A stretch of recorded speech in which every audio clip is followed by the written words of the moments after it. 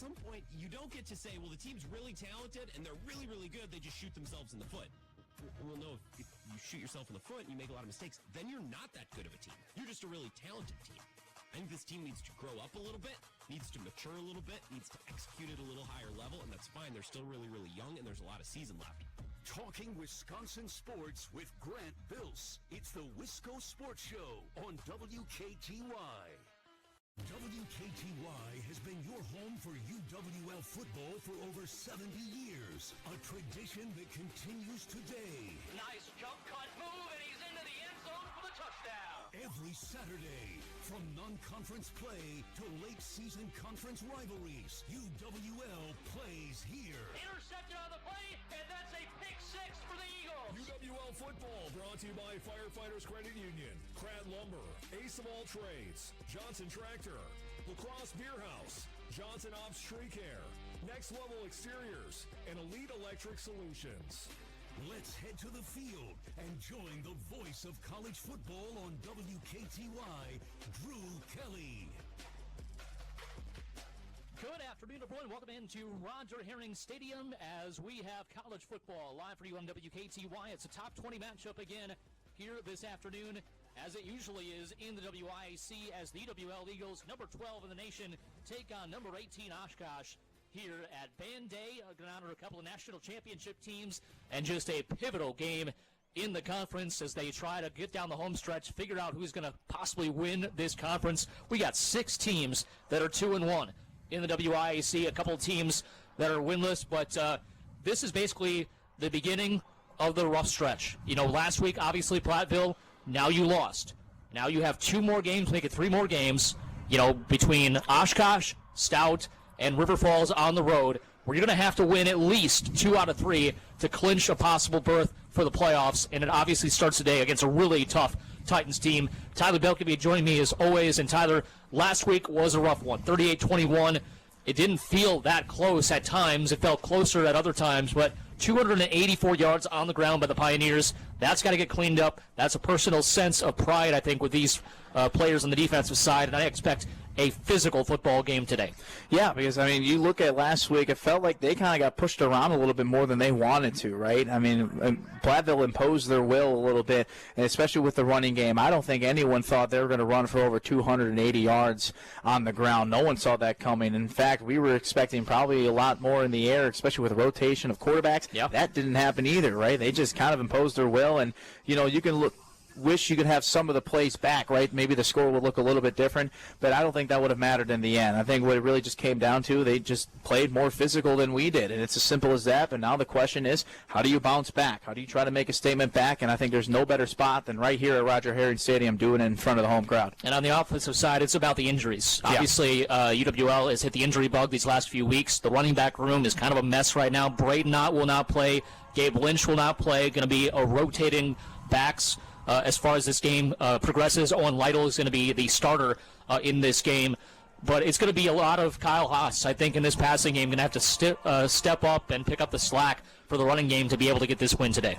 Yeah, and Kyle Haas is able to do that, right? He's been able to step up. You look at the Wayne State game, I think it was a perfect example. He threw 29 of 39 for 340 yards and 4 touchdowns. Now, it may not be that simple like it was against Wayne State compared to this Oshkosh defense, but that doesn't mean that he can't do it. He's very capable of doing it. He's very capable of stepping up when they need him the most. And you just need Owen Lytle and whoever we see in Lynch or Kuhn, Kyle Lynch, I should say, a younger brother, and Kuhn, they just need to protect the football, right? I mean, you're not expecting 100 yards from all of them tonight with the run game.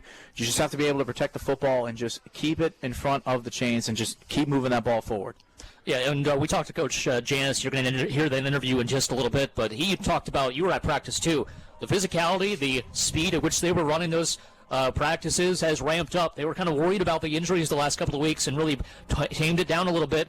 You can't do that. You got too many good teams in the WIAC. If you're going to try to kind of patty cake your practices to get ready for a physical team like Platteville, obviously it didn't work. Now you got another physical team in Oshkosh. They went right back to the basics of what they were doing with Whitewater and against Wayne State, and I can't wait to see the difference in the physicality and the speed of which they play here today. Well, yeah, I mean, you're trying to be safe in practice, but it feels like it doesn't make a difference when it comes to the injuries, right? I mean, we still have guys getting injured regardless. It hasn't mattered. You look at Braden Opp, he still broke a rib. Maybe if he was trying to play it safe or not, I don't know if the outcome would be any different if he broke his rib or not, right? So I think the change of the mindset in practice, right, what I noticed too, like they were going to hit each other a little bit more, even though being on the same team, right, because they got to send a message, and they realize they can't hold back anymore. They got nothing to lose. Everything's still right in front of them, it feels like, right? With this 6-way tie, you got to turn it up a notch. You know, we can't be safe because this is what football is. Every week is going to be like this. You're going to have a guy to go down, and the next guy has to step up. But those next guys that step up, they have to be ready and be just as physical as the starters before. We are going to take a quick 30-second break. Our interview with head coach Matt Janis comes your way next. This is College Football Live on WKTY. Want to get to Lambeau Field this season? Anyone who's ever been to Lambeau knows traffic is a nightmare, and so's parking. Don't deal with any of it. You went to the game to have fun, so have some fun. Leave the driving to us. Speaking of fun, we'll get you into the pregame tailgate party over at the Rest Center with free food and beverages, premier parking, super quick access to Lambeau Field, and we'll get you out of there and home quick afterwards. No driving, no traffic, no headaches, nothing but fun. Transportation and tailgate party passes available now. You got your tickets. Now get your ride to Lambeau Field. Get to wiscotrips.com for more.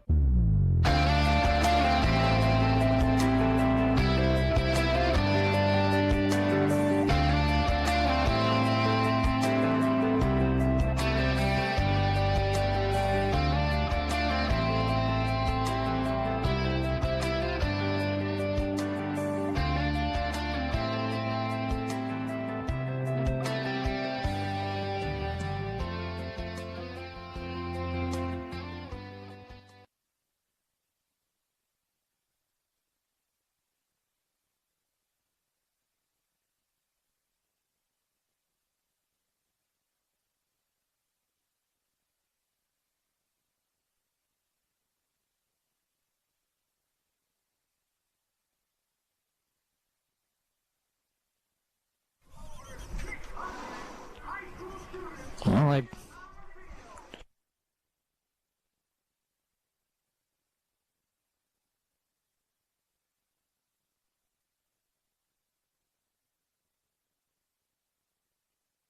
And I'm the president and CEO of Bacalaur's Sausage Company, home based in the Crosse. And I'm Jim from SignPro. We've been working with Bacalards for, I think it's over 2 decades now. What was it? Geez, probably 2005. We were looking to wrap a new truck that we had purchased. What's made you want to work with SignPro for 2 decades? Every job that we've given them, they've got it done on time and first-class quality workmanship. We take a lot of pride in our work and try to put out a quality product that people can depend on. We tell them what we need, they send us a proposal, and then they get it done. We don't have to worry about it. Out of curiosity, working with SignPro, do you consider us more like a bratwurst or a hot dog? I would say the natural casing hot dog, because that's our number one seller, and SignPro is a number one business in our book.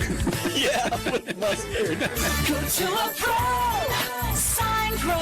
7823456. Welcome back to the pregame show. Drew Kelly speaking, head coach of the UWL Eagles, Matt Janis. And, Coach, tough game last week, 38-21 against Platteville. I do want to get into a couple of specifics of the game in a little bit, but just overall takeaways on how you thought that game transpired. Yeah, it's obviously a tough loss. I mean, I think the first and foremost, the reality is the credit goes to Platteville. I thought their players played their best game. I thought their coaching staff had a really good game plan with everything for us, and so I think a lot of the credit goes to them. They played their best day, and we didn't. And unfortunately, when you play in the WIAC, that's you don't get the opportunity to not have your best day every week, and so. Ultimately, that falls on me as the head coach. We weren't able to get our guys. I wasn't able to get them ready enough. Maybe travel plans. Obviously you do a week of self-reflection. You think on all that stuff, but I didn't do a good enough job getting that group ready, and I apologize to those guys for it. And we've been jumping into it this week now and back at it. Yeah, we were talking last week, obviously, about their deep receiving core and obviously all the weapons they had on the outside, but really it was the running game that really was able to get them over the edge, 284 yards on the ground, and that was really the first time this season you guys have really been run on consistently. Was there something schematically they were doing, or was it more just about winning those one-on-ones? Yeah, kind of a little bit of both, I think. I think more into the one-on-ones. I think we had some really nice defensive play calls that we just didn't execute, or we were a hair too wide on our fit, or we weren't here at the right time, and that's what happens when you play good teams. And they did. I mean, it comes to them. Like I said, they changed quite a bit. We were expecting more of a 10 personnel, double zero type of spread type of game, and it turned into a 12 personnel run the ball type of game. And so, like when you practice all week for their empty stuff and the trips, and I thought that was the right game plan. Obviously, we were wrong on that, and not to say that we didn't practice their 12 personnel stuff. Didn't think they would sit in it as long as they did. Yeah, and obviously it was basically came down to 2 passes when it was 4th and 10. So it's got to be a situation you got to tell your guys too. You're not that far off. Obviously it was 38-21, but a couple plays, you guys are right down there, like a whitewater game, just a 1-possession game again. Yeah, it's really was just kind of waiting for that. I guess the right word would be like that lightning in the bottle, right? Trying to catch that, and we had a couple plays, and we just couldn't finish it. Where we felt like, hey, if we just had this one go right, or we were able to capitalize here, that game would have been different. But we got a lot of woulda, shoulda, coulda, right? And like I said, we just didn't play our best game. Brody Mitchell has really come on these last couple of weeks, obviously against Eau Claire and Platteville as well. That one drive was basically all of his own. Setting you guys up for a touchdown there. What can you tell us about Brody's, kind of work behind the scenes and his improvement here this season? Yeah, I think it started really last season when he played scout team for us, right? And so, you start to notice that stuff, and it's like, okay, why is Brody beating our starting defense? And you start to see some of that stuff, and, it's fun to see young receivers kind of do that when they're on the scout team, and then he comes back, into the spring, into this season now, knowing that he was going to have a role. And obviously, as we're seeing with our football team right now, we're very injured, and we got a lot of guys out at this point, and so we need guys like him to step up. We need guys like him to be able to hop in, and he's done a good job. I think he's going to continue to have big games for us. Yeah, you mentioned kind of the injury bug, and you guys are feeling it right now at certain positions. And I wanted to ask you about, the practice schedule. Obviously, you guys got to get ready to go physically for a new opponent, for Oshkosh. How do you kind of handle that as a head coach with making sure that guys are 100% or as close to 100% as they can be, but also getting them through what you need to prepare them for the next opponent? Yeah, I think that's the ultimate question in football, right? And I don't think any coach in the world really has a great answer. Obviously, I think it goes by a season-by-season basis, right? And obviously we're affected by it. I mean, there's some stuff that you just can't control, right? And it's the Alex Cooley dislocated ankle on the first play of the game, and it's just different kind of crazy stuff happening. And part of that too is if you watch the games, games in our league are really, really physical, and this is unfortunately the hard part of what happens as we go through the schedule. So from my perspective, Drew, we amped it the heck up this week. We did. I took pride a lot in the early part of the season of practicing with a really high tempo and physical practices. And then over the last, kind of 2 or 3 weeks, because of the injuries, it's we felt like we just, as coaches, we just kind of okay, we started making everything a walkthrough, and we started trying to be extra cautious. And so I think that, when you do self-reflection, you have a loss like that, and it kind of hurts you. You just kind of go back to it, and you're like, maybe that's not the right way to practice, and maybe we can't stop everything. We'll try to be smart with what we can in terms of when we have high, we're not doing team for 45 minutes. Our team we've had for Tuesday and Wednesday this week, our heavy days, we had 2 10-minute segments a team, but we amped up our team segments, so we try to do less plays with more energy, more like that, as opposed to just kind of doing walkthroughs because we were worried about injuries. So I don't know if it's the right answer or not, but I feel like we're getting our group better prepared for Oshkosh today.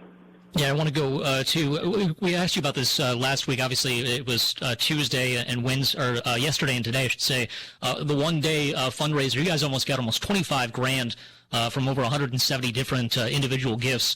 You talked to us about going to Europe and some of the things you're doing, but I guess, is that a record for you guys these last few years that you've been doing it? I mean, $25,000 seems like a crazy amount. What, I guess, is that going to do to allow you to kind of, keep this program where you need it to be?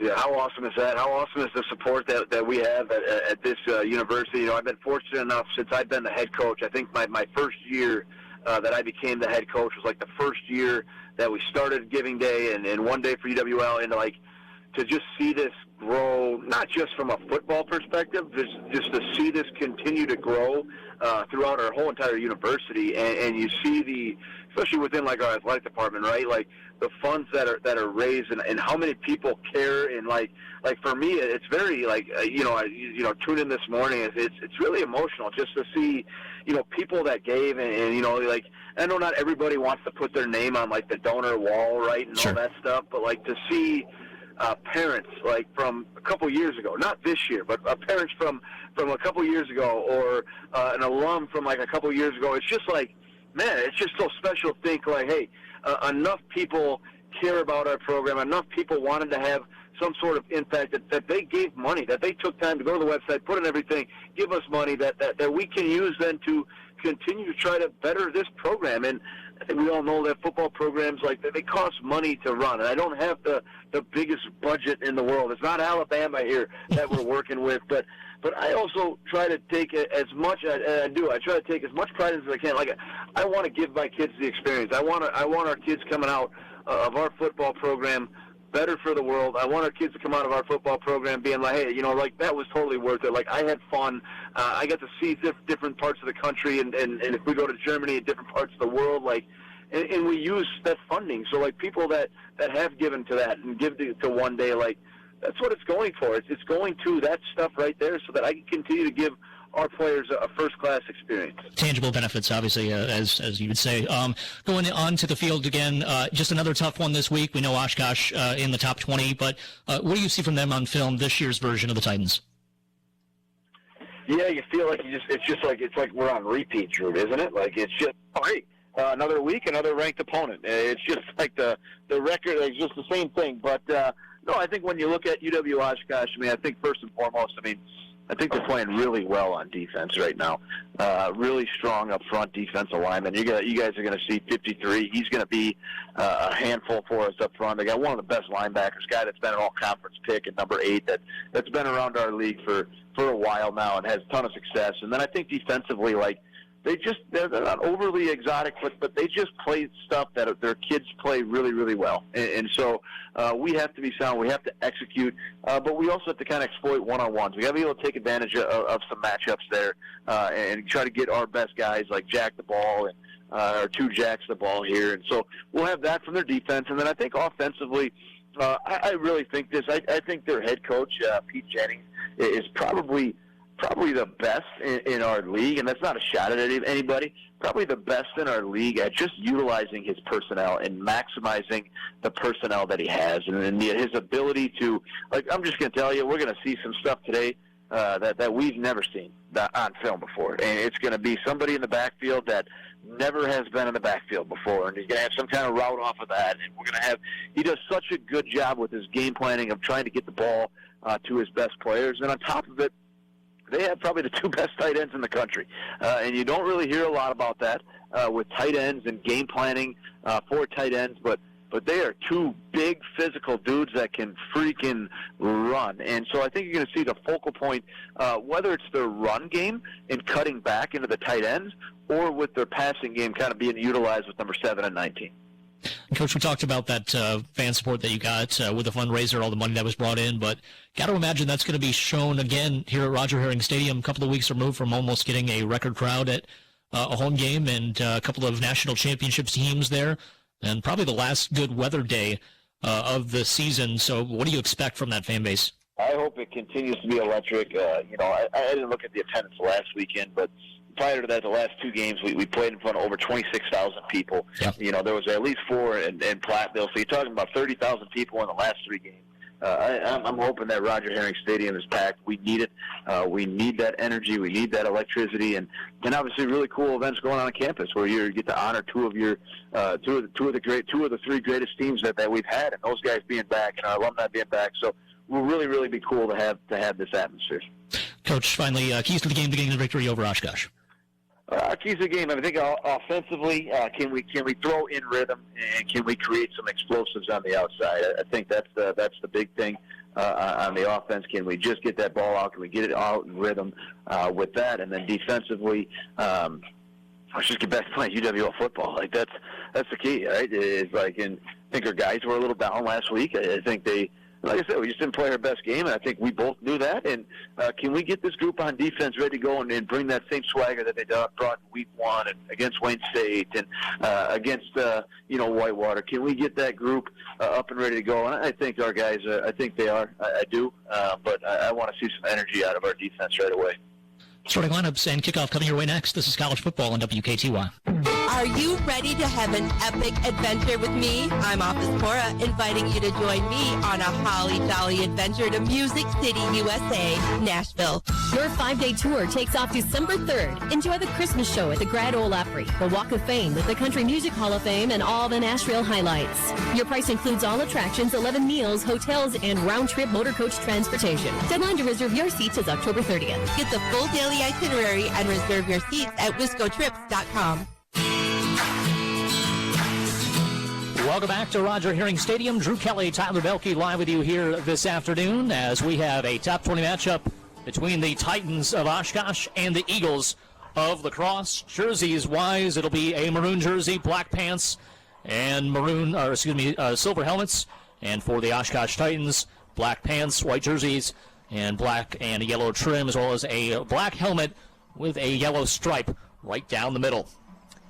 And we've seen the Eagles take the football the last couple of times, but based on an interview with Coach Janis, I wouldn't be surprised if they defer if they are able to win the toss here. Yeah, I mean, as you kind of mentioned in that interview, like he wants to see the defense get the swagger back. He wants to see the defense get the energy in it. This entire game really kind of starts with them, right? If you can set the tone, if you can force a 3-and-out or only give up 1 first down on an opening drive, I mean, that can really change the game, just mentally, right? Everyone locked in and energized and dialed up. So we'll be curious to see who wins the toss and who will make that decision. Oshkosh has won the toss, deferred to the second half, so it'll be the Eagles with the football to begin the game. And obviously they have done well the last 2 games with Eau Claire and with Platteville right off the bat getting a touchdown, a 66-yard variety to Jack Janke on a catch and run last week to get the game going. And we thought that was going to kind of get the same momentum going that we did against Eau Claire with 3 straight touchdown possessions. But new game, new atmosphere, new day. Obviously, a lot of things going on, as we mentioned, with the band in the high school joining the UWL Screaming Eagles marching band. You had the 2 national championship teams that they'll be honoring at halftime.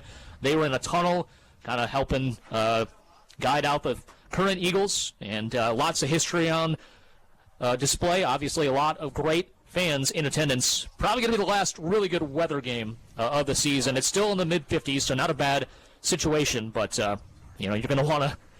You're going to want to bundle up going forward here at Roger Herring. Yeah, that's for sure. I mean, you mentioned the past, and then a lot of newcomers as well. A lot of recruits might turn to be future Eagles on this football team or at this game as well. Really good turnout. And you mentioned that people are already bundled up now, but I'm going to see a lot more winter jackets probably next week against UW Stout. Little orange hunting jackets. I'm expecting a lot of orange. A lot of camo, too. Yep. Deer hunting is around the corner as Owen Lytle and Tyler Bowman will be receiving the kickoff here from Axel Vera Trejo of Oshkosh.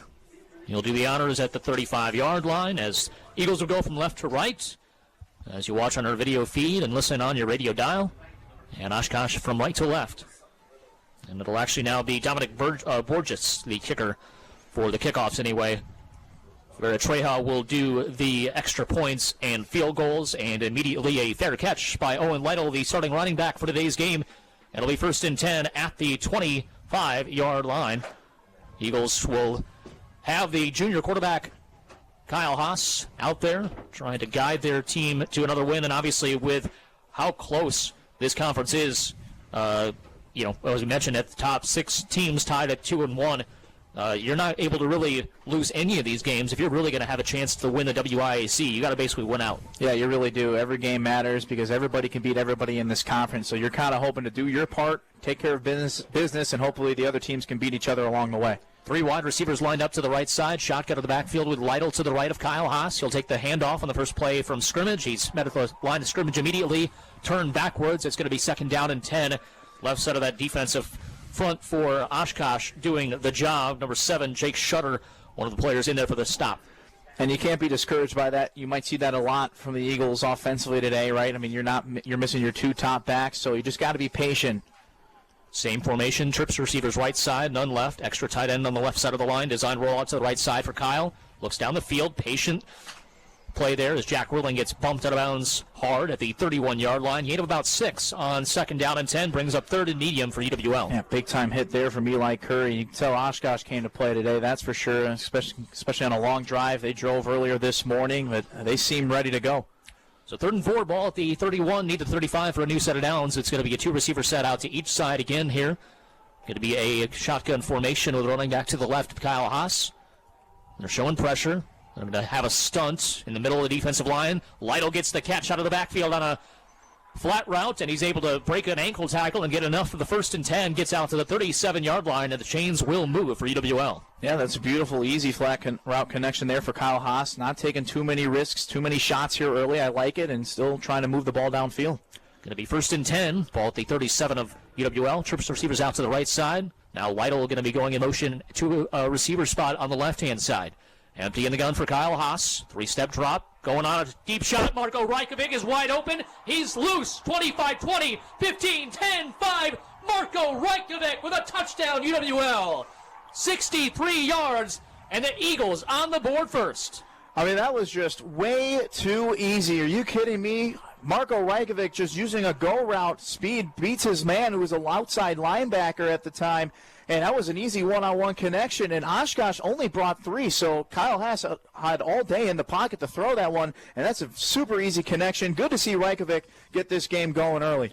Minute 38 on that opening possession, and Marco Rajkovic gets the big-time play down the seam. It was just an easy seam route for him, and he was able to make the catch. I think the linebacker thought he had help over the top. He did not, and Marco's able to take it into the end zone for the touchdown. 7-0 UWL. They strike first, and they strike early. We'll see that defense that's going to need to prove something when we come back. 60-second break. This is college football on WKTY. Yeehaw! The Professional Championship Bull Riders are coming back to the Lacrosse Center for 2 shows, Friday, November 7th and Saturday, November 8th. It's all the bull riding, barrel racing, rodeo action that you love to see. And it's fun for the whole family. Tickets can be found at the Lacrosse Center box office or at pcbtour.com. But if you want to go for free, that's where we come in. Just get to WKTYsports.com or the WKTY app and click Win Stuff. Listen to WKTY live anytime, anywhere on the WKTY app. Your favorite shows like Over the Line, Dan Patrick, Bill Michaels, Jim Rome, and the Wisco Sports Show with Grant Bills. Download the app today and click Win Stuff to participate in contests and giveaways. Watch and listen to live local sports on WKTY and stay up to date with all your favorite local teams. The free WKTY app. Download it today. Welcome back to Roger Herring Stadium as Michael Stack will boot it away. Back to receive the kick is going to be A.J. Korth and London Little for the Titans, who trail now 7-0 after the 63-yard completion to Marco Rajkovic, and the high end-over-end kick is taken to the 10. It's dropped immediately, picked up, and trying to find some open space, getting a little bit of return yardage back to the 21-yard line, and not much there. It'll be number 13 for UW-Oshkosh, Ben Belewski, who tried to do what he could after fumbling the football immediately, and it'll be 1st and 10 for the Titans there. And just going back to that last play, no safety help, a great job by Marco Rajkovic right off the line, and that was a touchdown almost from the get-go. Yeah, and it was just soft zone coverage, and it was linebacker number 8, Kyle Dietzen, where he just kind of just let Marco go. He looked at him for a half second and did not commit to him, and that was a wide open route for Kyle Haas to make an easy throw to him for 6. Quentin Keene, the quarterback for Oshkosh, ends up in the shotgun formation. One receiver to the right side, one to the left. Now they send a man in motion to the left side. Handoff up the middle to Valevsky.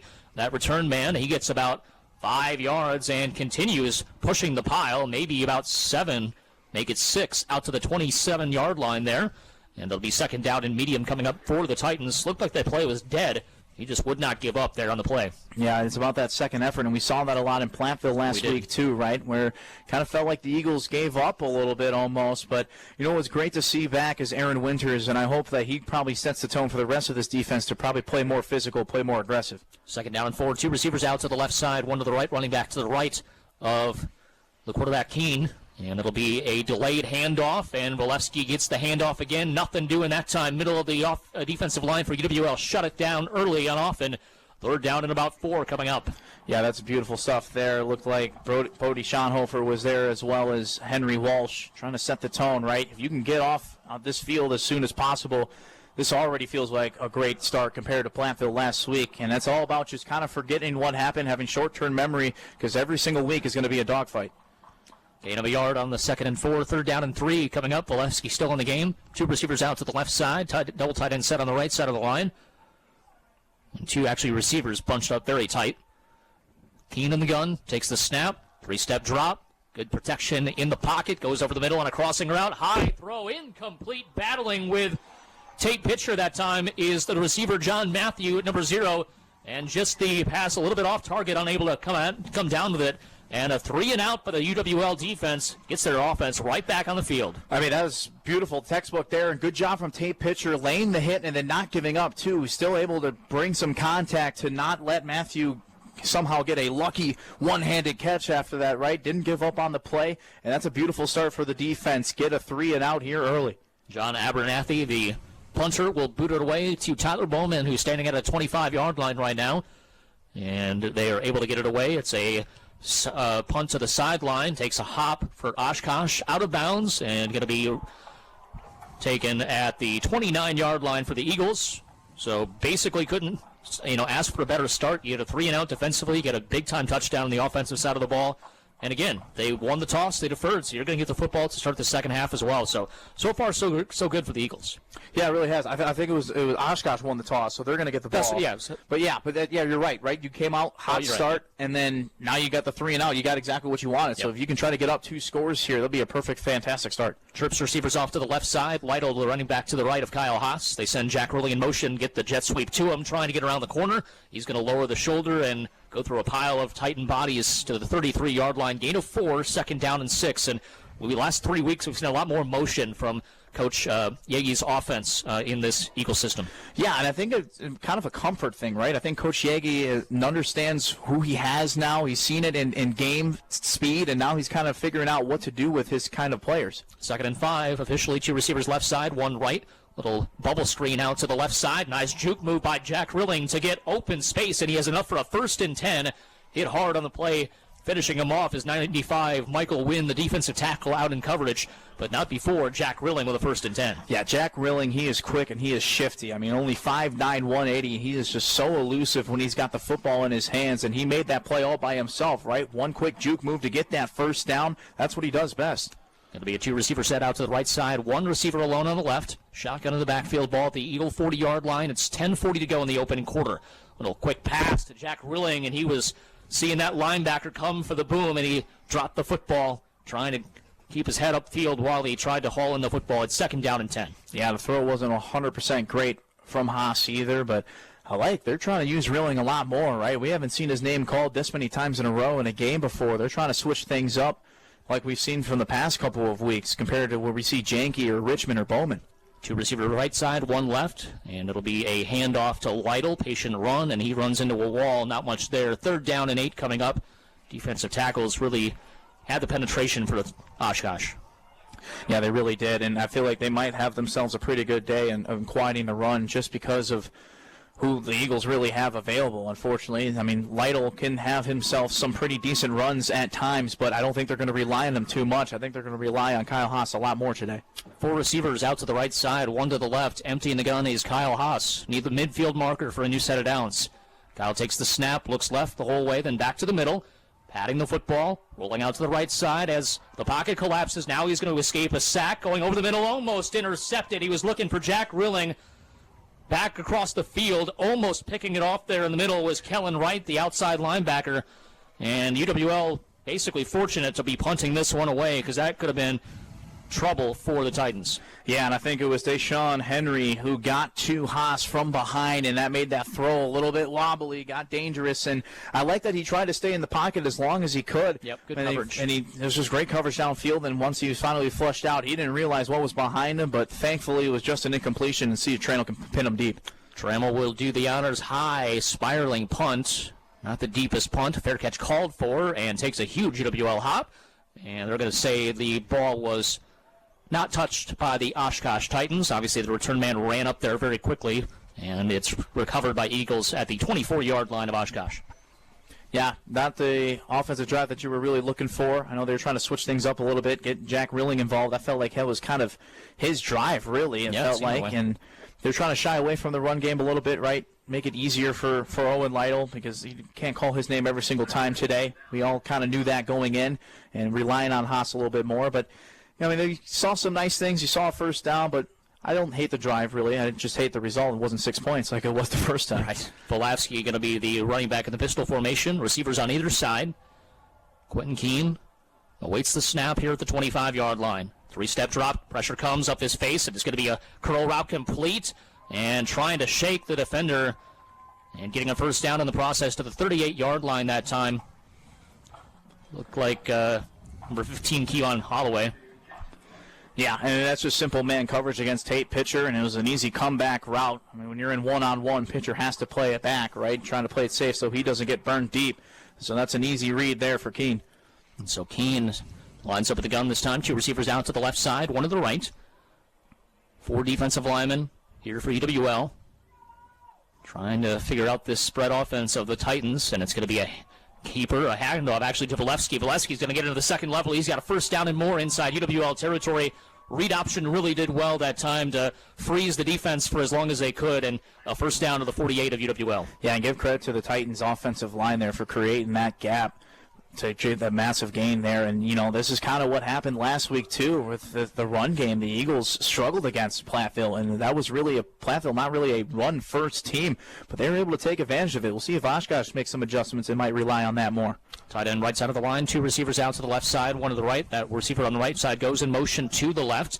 Going to be a handoff at the middle. Volevsky is tackled immediately there, and Powell is right in the middle of it. Only a gain of 1 on the play, 2nd down and 9. Powell really able to slip his defender very quickly. Yeah, Christian Powell's really good when it comes to one-on-one. I mean, he usually wins that battle about 80 or 90% of the time, and he's able to shed that block and make a tackle all by himself. That's why he's out there for the Eagles. 2-by-2 set on either side. Shotgun in the backfield. Keene with the running back to his right. 2nd down and 9. Going to be a 3-step drop. Pressure comes in his face over the middle. Almost intercepted. The man with a cast, Aaron Winters. He's got a cast almost to his elbow, and he can't haul it in coverage. That could have been an easy pick for him 3 weeks ago. A little bit tougher now. It's 3rd down and 9. Yeah, unfortunately, that's an easy interception for anybody else on this Eagles defense. And, of course, it's the one guy who's great to see him back out there and disrupt some plays, but very difficult to try to catch with one hand and a mitt in the other. So 3rd and 9. Eagles trying to get off the field defensively. 1 receiver out to the right side. Jair Severson, man-to-man defense on him. Across the board, they do have man-to-man. 3 receivers out to the left side. Now they send a man in motion, Matthew, to the right side. Going to be a fake to the handoff, and now it's going to be a sack on the play. UWL gets there with several bodies, and it's going to be Henry Walsh who got there first. 4th down and long, and the Titans will have to punt. Yeah, the Eagles sent pressure. Henry Walsh got there first, and Christian Powell and Tate Milton was there right behind as well, I think, as Thomas Laufenberg. I mean, they were just disrupted that play right away. That play took way too long to develop for the Titans on a play action, and usually that's the case on a play action play, and that's tough to run against a defensive line like the Eagles got. Great sack there for UWL. Abernathy to punt it away at his 32-yard line. Bowman standing back at his own 12. Now it's going to be a fake as they got it to one of the up men who was able to punt it away, which I'm not sure why they didn't just have his normal punt, Abernathy, but it was number 1, A.J. Korth, who did the honors, and pretty good field position for the Eagles as a fair catch was made and called for and caught by Bowman at the 21-yard line. I don't know if I've ever seen that one before. That was especially if you're just going to still punt it away. Very new. Yeah, I don't know if they were trying to fool Bowman a little bit and make him come in and realize it was a fake, and then you don't have any return man trying to pin him deep. But very interesting decision for the Titans, but the result still the same. Basically a touchback, ball at the 20-yard line, 2 receivers on either side. Running back to the left, Kyle Haas. Now he sends Lytle in motion to the left side. Fake the throw to him, and pressure came off the left edge immediately. Good job by Kyle to get what he could. Gain of 2, and that was a miracle because that linebacker was screaming in off the edge. Yeah, no one picked up Kellen Wright coming off the right side there. I don't know if that was just miscommunication or The Oshkosh Titans brought that many guys, but that was, like you mentioned, great job there from Haas to not just, get drilled and somehow able to get some positive yards and protect himself, more importantly. Yeah, if he didn't whip his head around about a half second later, he would have been drilled, possibly a fumble, recovery for a touchdown there. So good job by Kyle to get what he could. 2 receivers set to each side again. Again, Lytle goes in motion to make it a trips receiver left. Haas empty in the gun, takes the snap. Good pressure. Now he's going to have to flush to the right side, going incomplete, looking for Lytle on a crossing route. Ball was behind him a little bit, and it brings up 3rd down and 8 at the 22-yard line. Man, the Titans are only bringing 3 guys, and the fact that they're able to flush Haas out of the pocket, that's not a good sign from the offensive line. I know they're doing some stunts here to try to fool UWL a little bit, but they should be able to handle it. This is a very good offensive line, and the fact that Haas doesn't have a whole lot of time, he's also trying to direct traffic. He's trying to tell Bowman and Janke, hey, let's switch to a go route here, and I could try to find you deep. Last option was to Lytle, and it just wasn't a good connection there. Janke, the lone receiver on the left side, 4 out to the right. Again, empty in the gun is Kyle Haas on 3rd and 8. 6:24 to go, first quarter at 7-0 Eagles. Awaiting the snap, Kyle takes it. 5-step drop, looks left the whole way. Out route, that's going to be intercepted off the deflection. Double coverage. A great job on a tip, and then picking it off was number 4.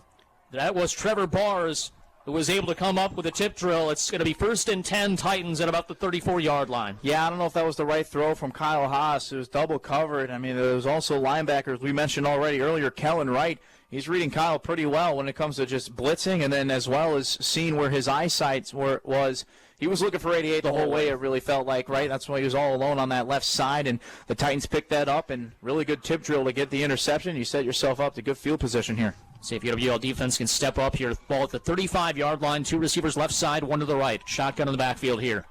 Running back to the left of Keene. Sends a man in motion to the left side. Now trips receivers out to the left. Going to be a 5-step drop. Walsh got in there easily, but it's too easy as a screen pass goes over their heads. It's going to be a 1st down to the 24-yard line. Lukovsky gets the catch and run, and that was a reason why the defense got in there so quickly. And a good play call there by Oshkosh. Yeah, it felt too good to be true, right? And it's like, how do you just leave Walsh that wide open? But that's really good patience from Keenan, because you never know what's going to happen as a quarterback in a screenplay, right? You might be getting drilled, so to be able to just be patient, let that screenplay develop, and make an easy throw. Emil Jackson into the game as a running back. He's right to the right of Quentin Keene. 2 receivers off to each side of the formation. UWL trying to get a stop here after the interception by Kyle Haas. Keene awaits the snap, takes it finally. Jackson with a handoff, or keeper by Keene. He's going to get sandwiched by 2 or 3 Eagle defenders. Noah Gaheen in there, along with number 15, Nick Jordan. Yeah. And it's going to be a 4-yard gain there, 2nd down and 6. And he'll take that. I wonder if he was able to hand that off, how many more yards he got. I feel like the running back had a bigger gap, bigger space than what Keene did, but I mean, you still take a positive yardage. You're in field goal range now with the wind at the back of their kicker, but you're looking for 6 here and try to capitalize off the turnover that UWL made. Inside of 5 minutes to go, first quarter. It's 7-0 Eagles. They had a 63-yard touchdown to begin the game. A couple of drives that did not go their way, a punt and then an interception. Oshkosh trying to get on the board. 1 receiver right side, 2 to the left. Pressure in the face of Keene. Scrambles to the right side. Henry Walsh hot on his tail. It's going to be incomplete. Just completely blew that play up. Nothing was near him. And trying to get the interception was Jordan on the other side. But 3rd down and 7 coming up for the Titans. And we've seen UWL step up on these 3rd and longs here this afternoon. Yeah, I really liked what I've seen so far early with the defensive line getting pressure. We've seen it a lot more so far in this quarter than we had pretty much the entire game in Platteville. It feels like Powell was able to get to the quarterback faster as well with Gaheen and Walsh and Laufenberg. And it seems like they're making it a little bit easier for themselves, and they're playing a lot more physical. 2 receivers out to the left side, 1 to the right. And running back to the left of Keene, and a timeout has been called by Oshkosh. Didn't like the look there of that play. We're going to take a quick 30-second break ourselves and be back after this for this 3rd down and 7. This is College Football on WKTY. You know, your business isn't a secret club. So why does it feel like one? People should know you. They should remember you. They should obsess over you? No, but they should think of you first. The Brand Accelerator System from Midwest Family puts your name right up there in their noodle. It makes it sticky, so when they need whatever it is that you sell, ding ding, you're it. Go ahead, get weird, get loud, get known with the Brand Accelerator System at MidwestFamilyLacrosse.com. Roger Herring Stadium, Drew Kelly, Tyler Belke with you, and it's going to be a 3rd down and 7 coming up for Oshkosh, and after the interception, you just do damage control, if you're the defense, and obviously they took over at about the 34-yard line. Right now you're at a point where you're, at the 21, so it'd be about a 38-yard field goal from here, but if you're able to force them to 3, that'd be a win for the defense. Oh, absolutely. I mean, I've really enjoyed what I've seen so far from this Eagle defense. It seems like they came to play. They stepped up to the plate, and they've upped their physicality and their toughness a little bit more. 2 receivers left side, 1 to the right. Tight end goes in motion to the left side. Shotgun in the backfield. Doug bursts into the game. Play action fake to him. Keene steps up into the pocket, and the floater well over the head of the intended target, John Matthew.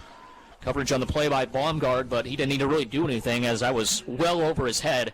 It's 4th and 7, and they do force that field goal. Yeah, that was a great job. I mean, the Eagles defense, Coach Z, he brought the pressure right away. He brought 6 guys, and he has confidence. He does that because he has confidence in his secondary to win man coverage, one-on-one battles.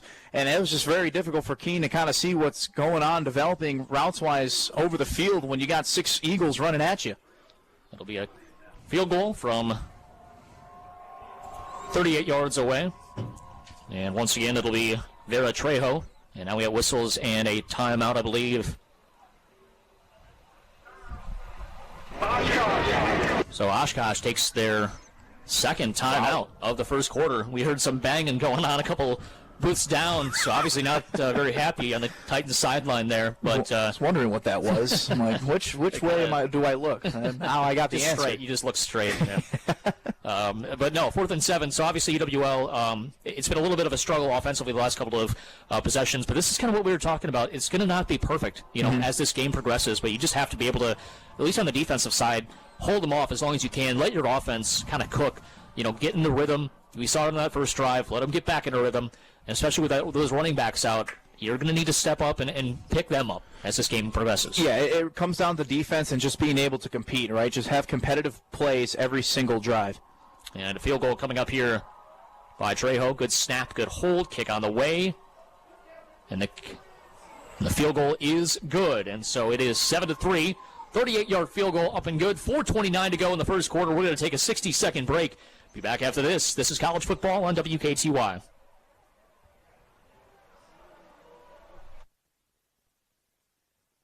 You'll have more than enough to worry about as we get closer to the end of the year. Don't let your home's exterior be one of them. Take care of things now with Next Level Exteriors. Is everything set for winter? Gutters, siding, your roof? There's time to get a lot done before the end of the year. So let yourself enjoy fall, winter, and the holidays. Get your home ready now with Next Level Exteriors. Check out nextlevelexteriorsllc.com for a free consultation. Next Level Exteriors in Holman.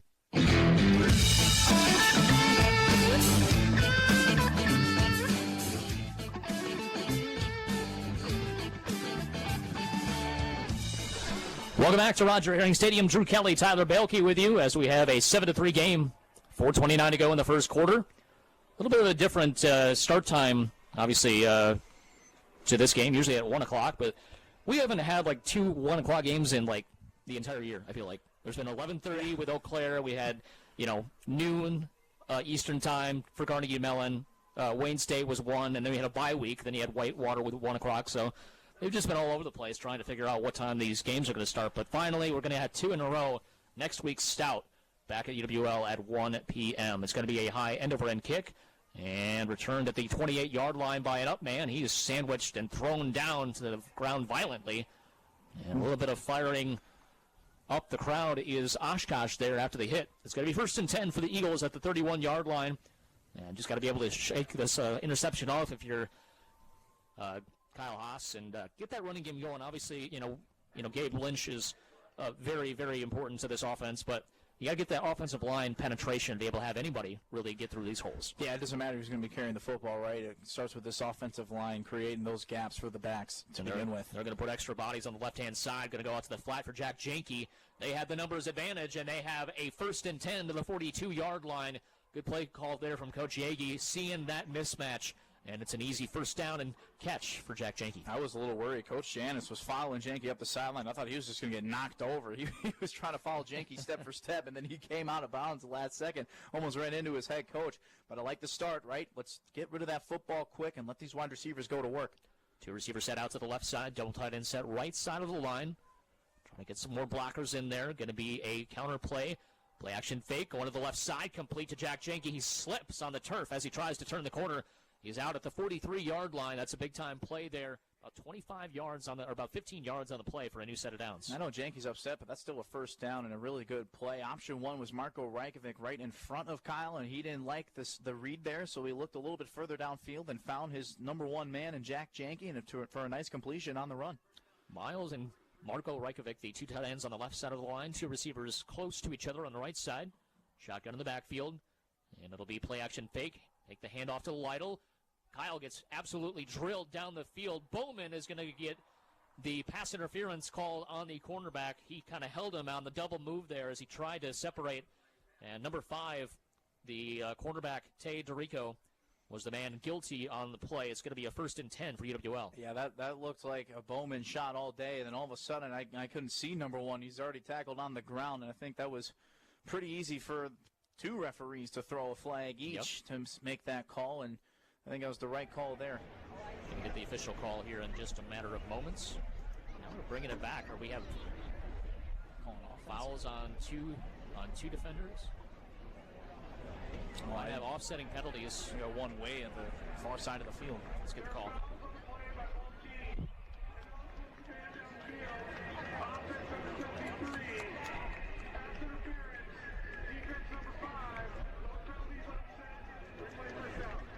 So Dane Walter getting a little bit too out in front of the play that time, so wipe out the pass interference. But as we mentioned, Kyle Haas just got absolutely drilled, so that could have been much worse than even, just replaying the down. 3:19 left to go here in the first quarter.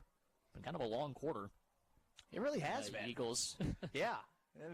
I always keep looking to my right with the scoreboard, like, we're still in the first. Got a half hour into the game here. 2 receivers out to the right side. Rajkovic goes in motion to the right as well. Going to be a play-action fake thrown out to the flat for Janke. Lots of space, blocking ahead with Bowman, and he's going to get pinballed down to the 32-yard line.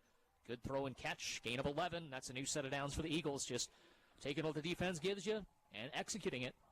Yeah, this is simple RPO action right now for this offense, and this is what Kyle Haas lives for, right? Make those reads as the quarterback and make it easier for yourself and go to your number 1 guy in Jack Janke. So 2 receivers set to each side. Lytle to the left of Kyle in the gun. Bowman goes in motion.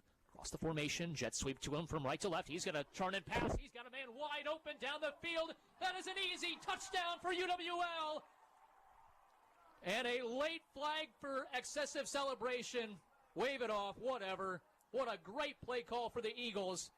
And obviously, pending the penalty flag, it should be 13-3 UWL. That was insane. And, Nolan Wolf is the one making the catch on the trick play. And, he hasn't seen the field too many times. And when he came out in this play, I'm wondering, what are they going to use him for? Probably as a blocker, right, on a jet sweep. And then all of a sudden, here comes Bowman making a big-time throw for a completion. Unsportsmanlike penalty on UWL. I think they'll take that, all day. It's 13-3. Touchdown does stand. What a great play call from Coach Yagi. And that fooled everybody. There was nobody within 10 yards of Nolan Wolf. And he just had to concentrate as much as he could. As it hung up there, it seemed like forever. He was able to get the easy catch and touchdown. And Michael Stack is going to make this a 14-3 game. What a start for the Eagles. What a play call from Coach Yagi. And the defense comes back on the field next. 60-second timeout. This is college football on WKTY. River City Youth Hockey is a fantastic local organization that is nonprofit and parent-run. They're dedicated to promoting a safe, fun, and encouraging environment in the La Crosse area for everyone to participate in the great game of hockey. The first chance for you to try hockey for free this season is November 1st and 2nd at Green Island Ice Arena. Hit up their website to register and learn more about the Try Hockey for Free event November 1st and 2nd. Visit lacrossehockey.com for more info. That's lacrossehockey.com. When is dinner at La Crosse Beer House not dinner? When you just need an app and a beer. Not just any apps, though, and not just any beer. We're talking the famous Hofbrau beer as well as other German beer options on tap. We're talking monster apps. Apps like a 24-ounce giant pretzel with homemade German mustard. Or how about quarter-inch thick strips of bacon glazed with honey? These are apps and beer that'll make you forget all about dinner. Enjoy friends and good beer year-round at La Crosse Beer House. Ein Prost der Gemütlichkeit.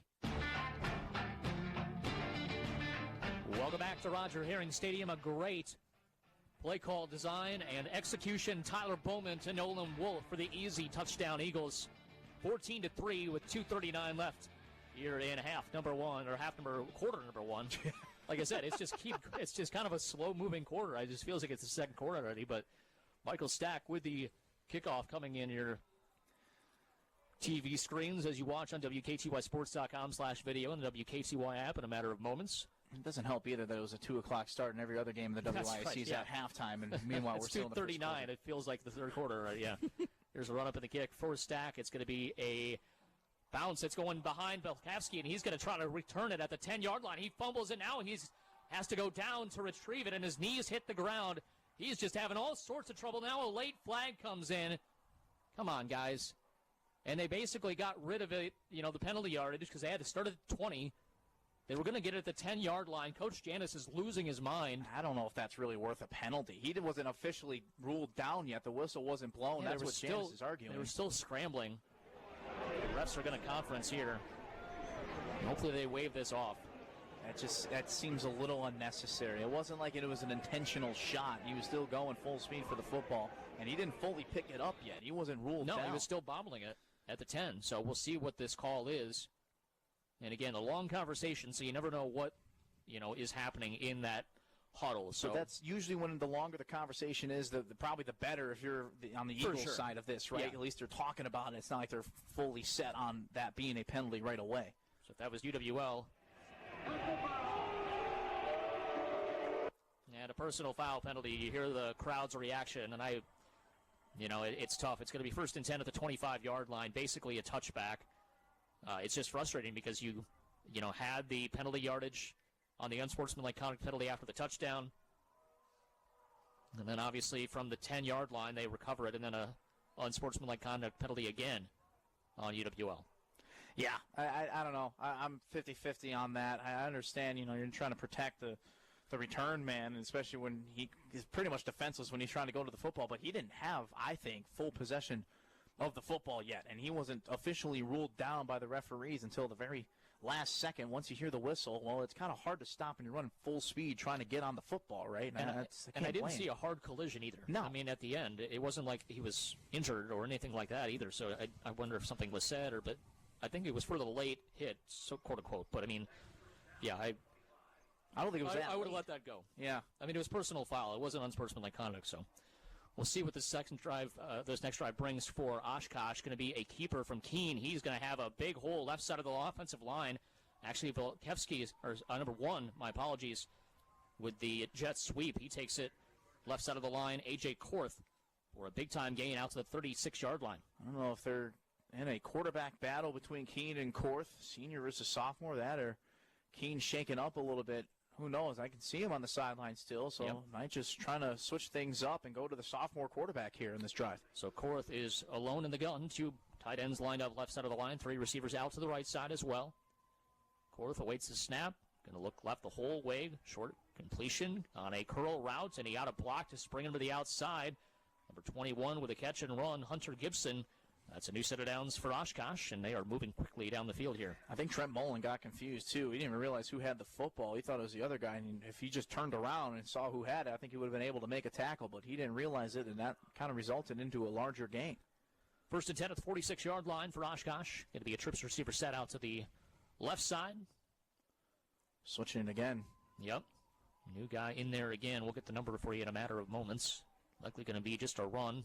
It's going to be a quarterback draw. Nice job by UWL to read it. Shutting it down. Bodie Schonhofer in there for the tackle. And that was number 18, another quarterback, L.J. Dagan. They're just throwing him out there. This is what was supposed to be the case against Platteville. We had 3 quarterbacks, and then we had 1 with Nathan Uselding. But Oshkosh throwing out all the stops, trying to confuse the Eagles. And now out comes Keene again like nothing happened. So they're not even going to stick with 1 quarterback on 1 drive. So very different than what we were expecting compared to in Platteville last week. 2 receivers out to the right side, 1 to the left. Keene with a running back to his left in the gun. Going to be a play-action fake. Blitz came from the secondary. Deep shot over the middle. That's going to be incomplete. Tyler Shaver and Trent Mullen were battling each other for it. Unfortunately, neither catch the interception, and it brings up 3rd down and long. Yeah, Keene is just, his throws haven't really been on here this afternoon so far, and that one was just way overthrown, and both Shaver and Mullen probably can yell at each other all they want on the sideline and say, hey, that was mine or that was mine, but able to, what I still love about that play, too, is Keene was under pressure again. This defensive line is disrupting things in the trenches. Trips receivers out to the left side, 1 to the right. Keene in the gun with the running back to his right. Ball at the 46 of Oshkosh. They come with the blitz again over the middle, complete. Trying to drag his way to the first down marker. He's going to be short by a yard. Catch made there by number 23, Doug Burson, the running back. That time he was in the slot. Brings up 4th down and 1, and they're going for it, no question about it here. The Titans trying to keep this drive alive, down by 11. Yeah, I don't blame them, right? Down 2 scores, but give credit to Carver Cram making that big-time tackle just one-on-one. That's sometimes difficult for a safety, especially with the wide receiver kind of getting full speed ahead and running head first, trying to get that first down. Able to make the tackle all by himself to mark him short. It's basically identical, the game clock and play clock. See if they go here. Which one are they going to get first? Now whistles and a timeout. That's the last timeout of the half by Oshkosh. Wow. They have taken all 3 timeouts in the first quarter. That's unreal. Yeah, you don't see that often, that's and for obviously, sure. with head coach Peter Jennings, who's been there a long time, had a lot of success, you don't see that very often. But as I was watching that clock go down, I'm like, it's going to be almost instantaneous, but which are they going to say is 0 first? And I think everybody was confused about which the order was, and obviously a timeout by Coach Jennings, and I get it. Obviously you're down by 2 scores. You're going to give up that timeout to be able to still have 4th and 1 as opposed to 4th and 6 if you do get the delay a game. Yeah, for sure. And I think they were probably at the back of their minds, they thought maybe the game clock was ahead first. That way they have a quarter to think about it and not use that final timeout. But, yeah, they definitely don't want to get backed up in 4th and 6 and give the football right back to the Eagles, because then that's punching, no doubt about it. But at least you have a shot here. That's why they wanted to call it the timeout, because they believe that they can make it a 1-score game here on this drive. Going to be the last play of the first quarter. And it's 14-3 Eagles. That's insane. 46 minutes of real time. Wow. So Keene is the quarterback here. We'll see if they give it to Burson, give it to Valafsky. Watch a sneak here, too. Yep, he goes quickly to the line of scrimmage. Keene sends a tight end closer to the flat, and now it's going to be a run, and he's going to get met at the line of scrimmage. He did not get it. UWL reads it perfectly, and the Eagles turn the Titans over on downs. That is how you end a first quarter. Wow, that was a great play there by the Eagles. Beautiful play. I think it was Grant Hatcherkirch who met Keene right there at the line of scrimmage and stuffed him short. What a stand there from the Eagles defensively. Great end of this quarter. Second quarter action comes your way next. This is college football on WKTY. 60-second timeout. If you like talking Wisconsin sports, then you can't miss the Wisco Sports Show with me, Grant Bills, every night 4 to 6 on WKTY. I would be more obsessed over NIL if Luke Fickell was achieving Greg Gard levels of success. Strong identity, they know what kind of basketball they want to play. They just don't have the money to keep Chucky Hepburn. The money's not the reason that Wisconsin just got clapped in Iowa City. These coaches don't have a friggin' clue. Mike Tressel and Luke Fickell, they got pounded for 320 yards by a team that doesn't throw. They're like, man, we got to sell more varsity. And I'm like, that is so far off of my radar right now. Can you stop the run in Iowa City? Can you at least pretend to stop the run in Iowa City? Maybe then we could talk about, varsity collective reps. I just don't have the stomach for it. That's a coaching thing. That's a football people thing. When all that improves, and I'm not holding my breath, then we can talk about the money and the finances and the off-the-field stuff, which I also don't know is that good right now for Wisconsin. Talking Wisconsin sports with Grant Bills. It's the Wisco Sports Show on WKTY. Welcome back to Roger Herring Stadium. here in the Cooley region. Beautiful La Crosse, Wisconsin. 14-3 is our scores. The second quarter about to get underway with Kyle Haas and crew back out on the field trying to extend this 11-point lead. Kuhn now the back, goes out in motion. Empty set. Haas, he's just going to take it himself, though, and run it up the middle. Pretty good gain there for about 5 or so. They mark him just past midfield, and it'll be a second and medium coming up. Yeah, we haven't had a whole lot of second and mediums, especially running the football, so that's obviously, with Kyle not really attempting many runs, and he's got 1 for 2 until that run right there, so might be a little bit more of a running quarterback game just to open things up a little bit. Trips receivers out to the right side, tight end left side of the line as well. Going to send Brady Kuhn, who's into the game, out as a receiver out to the left side. 5-step drop for Kyle. Pressure comes from behind. Deep shot down the right sideline, looking for Janke. And he catches it. Oh, my goodness. Jack Janke almost had the ball go to the ground as he reached over the defender's head, and he somehow still hangs on to the football down to the 15-yard line. 888. Are you kidding me? What a fantastic catch there from Janke. You're taking a look at the replay. That ball felt incomplete from a mile away, and then all of a sudden you could never give up on a play. Jack Janke does just that. Pretty good throw from Haas, too. It was really good coverage, but an even better play there from number 88. What a great job by those two. That connection has been lethal. Now Brady Kuhn, good juke move back to the middle after that run to the outside was shut down. It's a gain of 6. Second down and 4. Eagles in business again. I love it. The Kuhn chance coming out here at Roger Herring Stadium. Switching things up, right? See if you can get a better look maybe with Kuhn as the new back instead of Owen Lytle. I mean, might as well, right? And you can. And they'll go back and forth. I for sure. Totally believe try that. Some things out, and I mean, this is the time to do it, right? You're up 2 scores, and you're looking for more. And the passing game really has looked well so far, and that's most important. As long as that's working, then you can try some things out running the football. It'll be a 1st and 10, make it a 2nd and 4, at the 10-yard line. 13:04 to go in the first half. It's going to be a keeper by Kyle Haas. He's almost grabbed around the neck, and not much there. That's a tough play there as he took it himself to the right side. Had those 2 tight ends there, but no penetration by the Eagle offensive front. And I think Kyle's going to be able to keep it by himself a lot more now. I think he's a lot more healthy than he was a couple of weeks ago, That's right? True. He took some big shots in Whitewater. I mean, he had to miss a drive in Whitewater. I don't think he was really 100%. In the Eau Claire game, he was kind of protecting himself more. So I think he's back to where he is, to where he can take off and keep it himself a lot more now. And we got a whistle and a timeout called for by UWL. It's going to be a 3rd down and 4 at the 9-yard line. 12:36 to go in the first half. We're going to take 30. Be back after this. This is college football on WKTY. I am Troy Arns. I have been working at Firefighters Credit Union for over 20 years and been in the mortgage business for 30 years. I encourage people to shop around for mortgages, and the one thing that you hear over and over is, we're for real. What they hear on the commercials is what they see when they see any of our employees. All these things together are what make Firefighters Credit Union the team you can trust. Membership eligibility required. Deposits federally insured by NCAA. Equal housing lender. Everybody's welcome at Firefighters Credit Union.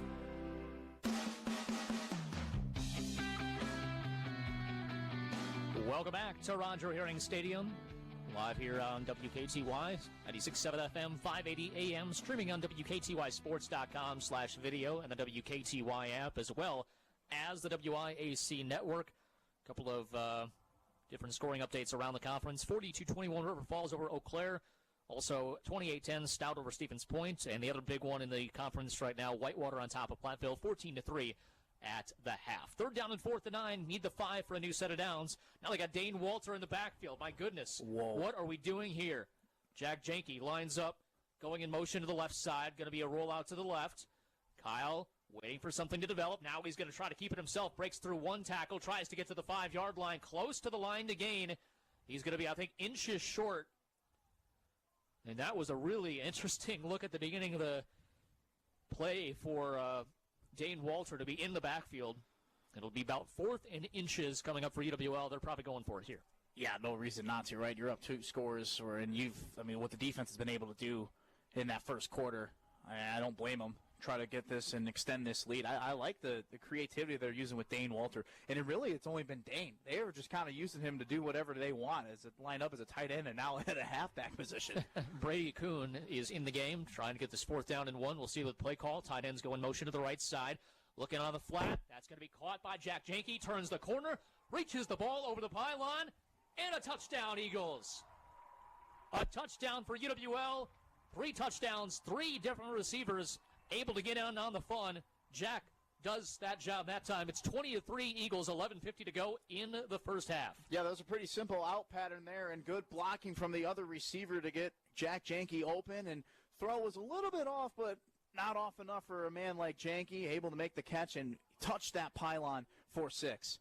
Michael Stack again looking for the extra point to make it 21-3. 11:50 left to go in the second quarter. Good snap, good hold, kick on the way. Kick is good. And so UWL extends their lead out, in control of this game. Got to keep the foot on the gas pedal. Just got to get as much of a lead as you can. You know Oshkosh has the ability to come back offensively. We'll see what the defense can do after this break. 60-second timeout. This is college football on WKTY. I'm Dave Johnson, certified arborist with Johnson Ops Tree Care. I'm Chris Johnson. Winter might be knocking on our door, but guess what? They're already thinking about spring at Johnson Ops Tree Care. Why wait for spring to spruce up your property when you can get a head start now? Picture this, a vibrant, green paradise right in your backyard. Lucky for you, Johnson Ops Tree Care has an amazing selection of trees just waiting to find a home in your yard. Planting a tree isn't just about adding beauty, it's an investment in the future. And with Johnson Ops Tree Care, you're not just buying a tree, you're planting potential.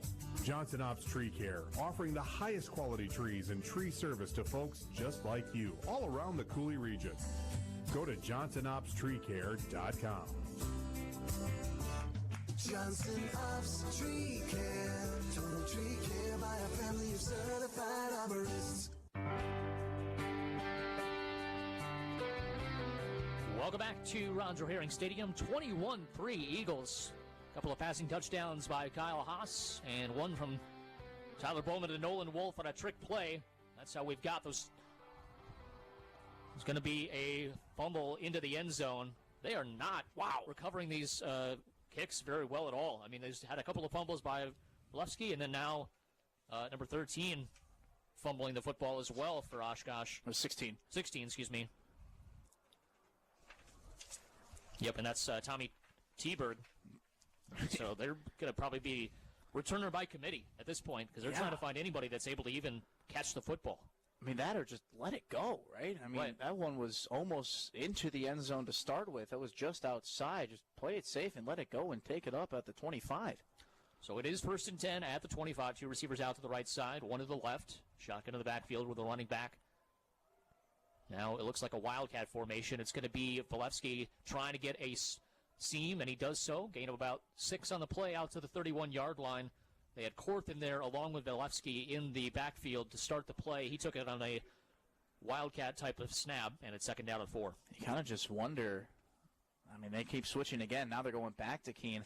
And this has got to be difficult to try to, get some momentum and get things going with multiple plays in a row when you keep switching quarterbacks like this in the same drive.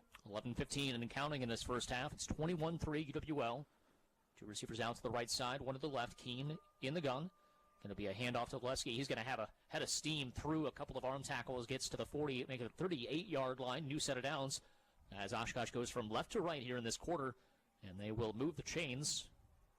But again, UWL so far has played that bend but don't break defense. They haven't had, except for that first one, a 3 and out. They've had a few first downs that they've given up. They make some adjustments as they're needed, and are still able to get the stops when they are needed as well. Yeah, it's certainly been a massive difference so far from this week compared to last week when it comes to the adjustments being made.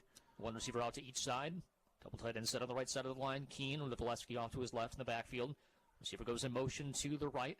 Going to be a handoff to Valesky. He's going to try to get back to the middle. Everything was snowed under there. Good job by the Eagles shutting that play down. Ben Ott coming off the bottom of the pile for the tackle. It's 2nd down and long. Yeah, I mean, the Eagles are reading that run, and we just saw a perfect example, right? I mean, the first run was able to get for about 6 or so yards to get the first down, and then they try to do the same thing. They shut it down right away at the line of scrimmage. So it's really been impressive to see what this defense has been able to do. 10 minutes to go, first half, 21-3 Eagles. Receiver goes in motion again. Hunter Gibson, he's been all over the place in motion. 1 receiver off to each side. Keene in the pocket, going over the middle. High throw, but caught by that tight end there. And number 19, Kellen Mella. It's him and Clayton Schwalbe, the two kind of big fellas at the tight end position. And Coach Janis talked about how big of a factor they are, especially once they get down into the red zone.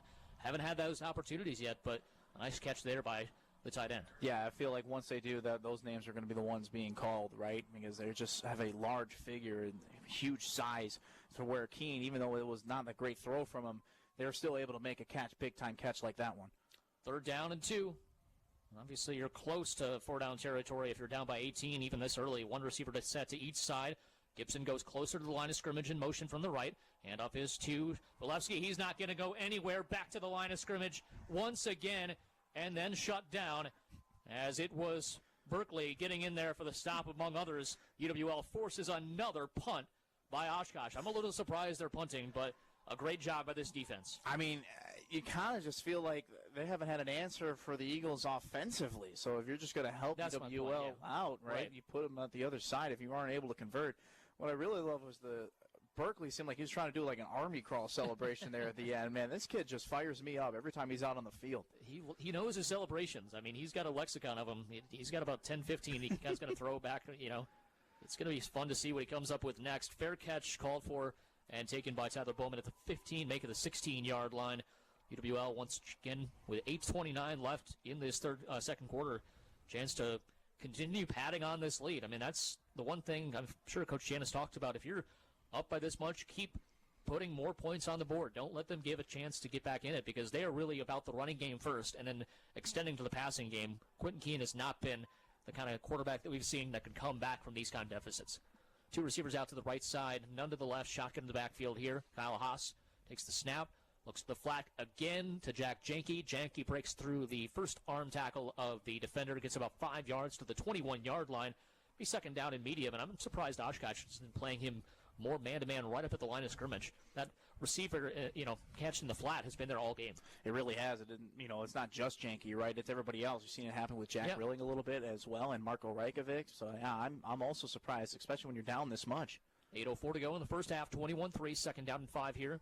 Another throw to the flat. This one went off his hand weird, I think, for Kyle Haas. He's kind of rubbing his hand on his towel. I don't know if it was wet or something, but it just slipped. Nothing else to really say there. Yeah, you can't really say anything else. But going back to what you said before this drive started about, keeping the foot on the gas pedal, I mean, we saw this happen last year too, right? So, this game is far from over, right? God, you got to be able to keep doing it. But I really like how what we're seeing, at least in this drive too, they're still sticking to the pass game, right? Mm-hmm. They're not slowing anything down right now, and that was a really big difference, and I think that was a really big reason as to why they brought Coach Yagi into this offense. Going to be a 2 receiver set out to each side of the formation. They're going to send Callahan Miles closer to the line of scrimmage. Handoff is to Lytle. He's going to get maybe 3. It's going to be short by a couple of yards, and it's going to have to be a 3 and out, unfortunately, for the Eagle offense.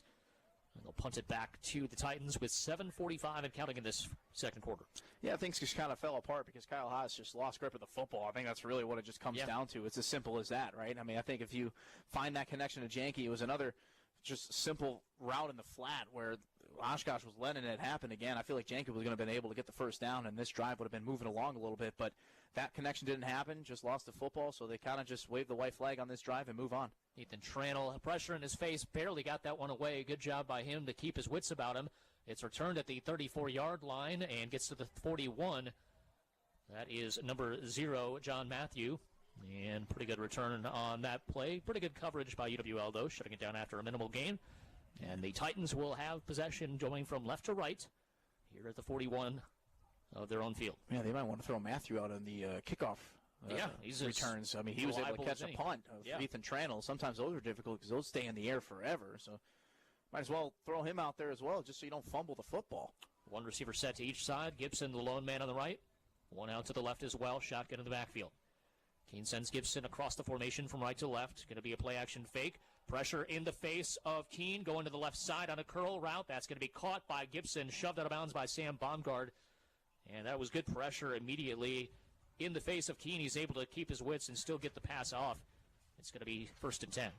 Yeah, it's just one-on-one coverage with Baumgart and the receiver, and it's just in a simple comeback route. And you just wondered, man, if you just were closer to getting to Keene a little bit earlier to make him not have that throw on target, But still, really good pressure right up the middle is what you like to see from the Eagles' defensive line. I think that was Schonhofer that was in his face right when he threw the pass. Ball at the 49 of the Eagles. Receiver goes in motion behind the play. That's Gibson again. They're going to throw it to him out of the flat to the right side. He dropped the football, and they're going to say live ball. They say the pass was behind. It's going to be second down and about 13 here for the Titans. That was close. That was really close. It's kind of hard to tell from the human eye right away. But, I mean, hey, the Eagles take it, back them up a couple of yards. Why not? And you got to be able to catch that, though. I mean, it looked like that play was going to turn into something. I mean, it seems like the route was developing nice, but just got to be able to hang on to the football. So officially 2nd and 12, and that's pretty good awareness by Gibson, knowing that, maybe they are going to call it a backwards pass of it or pick it up here, and just to make sure. Yeah, still take off with it. So 2nd down and 12, going to be a two-receiver set out to the left side. Substitutions on either side. They send the tight end, Schwalbe, in motion to the right. Going to be Doug Busser all over Doug Burson, UWL, able to shut him down. Schonhofer again in there on the stop. Brings up 3rd down and 12. Back at the 49 of Oshkosh. Yeah, I mean, this has just been what a week a difference makes with this defense, really. Yeah. I mean, it's been really impressive to watch, just imposing their will. They're able to pick up the run game a lot better this week than they did last week against Platteville, and I got a feeling, I think even Oshkosh running backs might be a little bit better. I mean, statistically, when you look at it, when the season's all said and done, than Platteville. So just really impressive, the adjustments that were made during this week of practice. Doug Burson, the running back to the right of Keene in the shotgun. Keene looks left the whole way, then back to the right. Going over the middle now. That's going to be incomplete. And a big, I want to say claw, but it's a big club by Aaron Winter. Breaks up the pass. He tried the interception earlier on. Now this time he just uses that club to break it up. 4th down and 12, and then they'll have to punt it away again. UWL's 3 and out means absolutely nothing as the defense gets it back to him. I think that hurt Aaron Winters a little bit, and I think it doesn't help that it's cold out, and he's kind of shaken up a little bit. I think that stung more than anything for him, but able to break up the pass. It's great to see that he's still able to disrupt plays defensively for this Eagles team.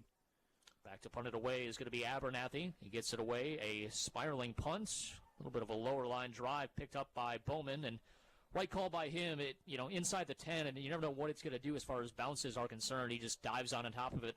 And it's 1st and 10 at the 10 for UWL, so they need 90 yards for a new touchdown with 5:42 left to go here in the second quarter. Yeah, I like the decision because if that went behind Bowman, Oshkosh was going to be all over it. Yep. So you knew that ball was coming right to him. Yeah, just get on top of it. I mean, I have more confidence in Bowman so far than I've had on the other return and for UW Oshkosh, yeah. Two receivers out to the right side, double tight end set left. In the gun is Kyle Haas. Designed rollout to the right side. Lytle giving him extra time, then firing on an out route, complete, and the catch is made. Move the chains. I think that's Janke who got the catch, took the hit, and they will give him the first down to the 20-yard line. Yep, now they move him.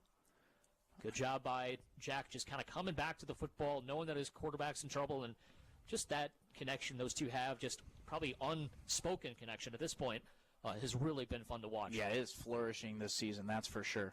Going to be a two-receiver set out to the left side. Double tight end set right, shotgun to the backfield. Going to hand it to Lytle. Good juke move, and he's going to get out to the middle of the line. Gain of about 5. Nice job juking it a couple of times to the right side. Middle of the offensive line didn't do much there penetration-wise, so Lytle found his own hole. Yeah, and those are the type of runs that you like to take, right? Especially with the seems like a pass-heavy offense so far this afternoon. And going back to that connection with Janke and Kyle, I just love the patience that Kyle Haas has, too, on a design rollout, not giving up on a play. 2nd down and 5. Two receivers out to the left. He's going to send Janke in motion. And it'll be a handoff to him on the jet sweep, trying to get around the corner right side. Breaks through an arm tackle, gets a first down as he bumped out of bounds at the 31-yard line. And Jack, I think 2 years ago he would have been tackled at the line of scrimmage. I think you can see kind of the work that he's put in the weight room as well, being able to have the jumping ability to be able to get over, some of these taller cornerbacks, and also they're breaking that arm tackle to get up the field instead. Yeah, he's got a lot stronger, and I think he kind of know that in the back of his mind too, that he knew he was going to be the wide receiver one now coming into this season, and I think he's taking that to heart. Empty the gun here for Kyle Haas. Lytle goes in motion out to the left side. Two others in the slot left. Good protection this time. Pump fakes going over the middle, complete to Marko Rajkovic. Nice safe throw. Good in-rhythm throw. It's going to bring up 2nd down and 3 to the 38-yard line. And you just wish those were kind of the plays that are the bad plays. It seems like Marko, that should be kind of his game. as those third or fourth reads where he's wide open in the middle of the field. And that time, once again, good first down. Have a second and medium coming up. Yeah, I love just Kyle Haas, again, just being patient with it, right? He was looking for Callahan Miles first, the other tight end who was on a crossing route, but it wasn't there. He didn't take a risk in a tight window, and so he saw Marco get wide open over the middle of the field and took his time and make an easy completion. Two receivers out to the left side, shotgun in the backfield, and a delayed handoff left side. Kuhn didn't have any blockers. He gets hit hard there, maybe lost a half yard. And in there on the stop, Deshaun Henry, the inside linebacker, able to read the play there, and it's third down and medium. Looked like some miscommunication a little bit, too, because Kyle Haas turned to the sideline immediately saying, was that the right play call? He's confirming signals, it looked like, with his sideline, because they got the other backup quarterbacks giving hand signals all the time. He's saying, was that what was supposed to happen? So might have just been a little bit of confusion, a little bit of miscommunication, but not too much harm, only losing a half a yard or so. Third down and about 3 yards to go. Still confusion, too, now with Rilling coming out last second. Yeah, Callahan Miles comes out. Got 5 on the play clock. Going to need a timeout here as Kyle's just going right to the sideline. Yep, and there it is, officially the timeout call for by UWL. Their second timeout of the first half. 2:33 left to go until halftime. It's 21-3 UWL. Eagles trying to extend this drive when we come back. 30-second break. This is college football on WKTY. Your family depends on safe, reliable power every day. Outdated wiring, old panels, and missing safety devices can put them at risk. Since 2008, Elite Electric Solutions has proudly served La Crosse area families. We're veteran-owned, fully licensed, and trusted with an A+ Better Business Bureau rating. No gimmicks, just straightforward service to protect what matters most. Call Elite Electric Solutions or visit EliteElectricSolutions.com today. Elite Electric Solutions, your trusted local electrician.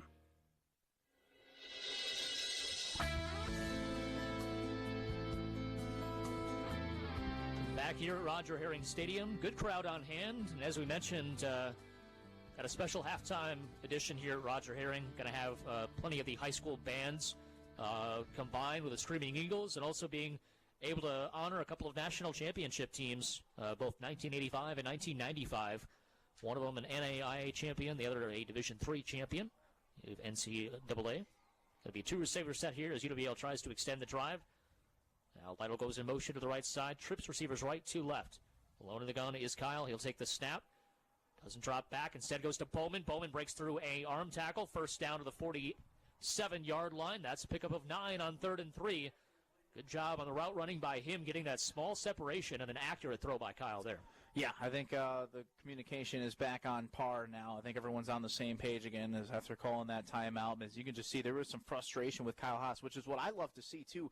Regardless of what the score looks like, you're still always trying to be at 100% every single time. They do get a playoff before the 2-minute timeout. Going to go a corner route to Marko Rajkovic, and a flag comes in at the very end. And that is going to be on number 4, Trevor Bars. A little bit too tight coverage on Marko. Should be a pass interference, and that's how we are going to get to the 2-minute timeout. We'll get the official call, though. A little handsy there. They look pretty good, I will say. I mean, obviously, the size difference.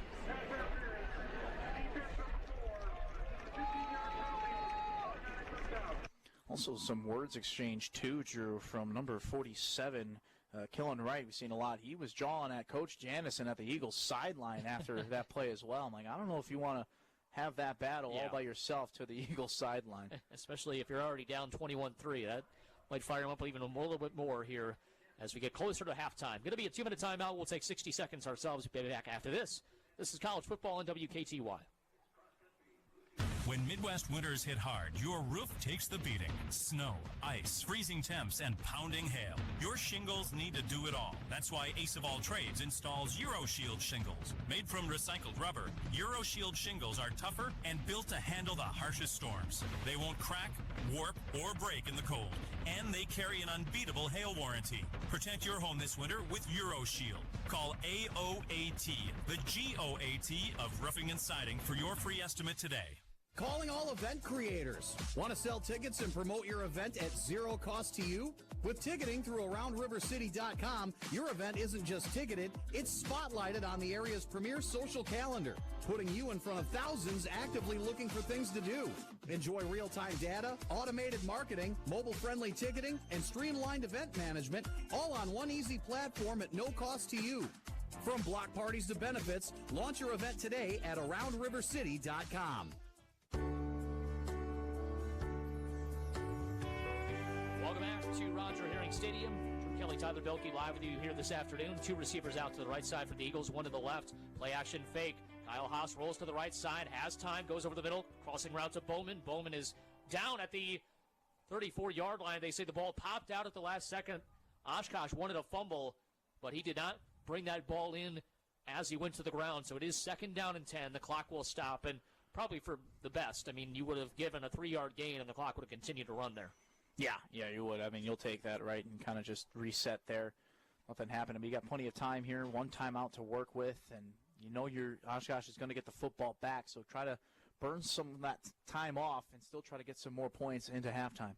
Trips receivers out to the right side. They send Lytle out in motion as the lone receiver on the left. Empty in the gun is Kyle Haas. Awaits the snap, takes it. Maybe a 5-step drop. Has to roll out to the right side. Gets away from a sack. Keeps his eyes down the field. Firing over the middle. That is going to be caught. Coming back to the football, Jack Janke. Jack Janke still on his feet. Left side of the field. Inside the 20. Stiff arms a defender, and he's down at the 14-yard line for a huge play.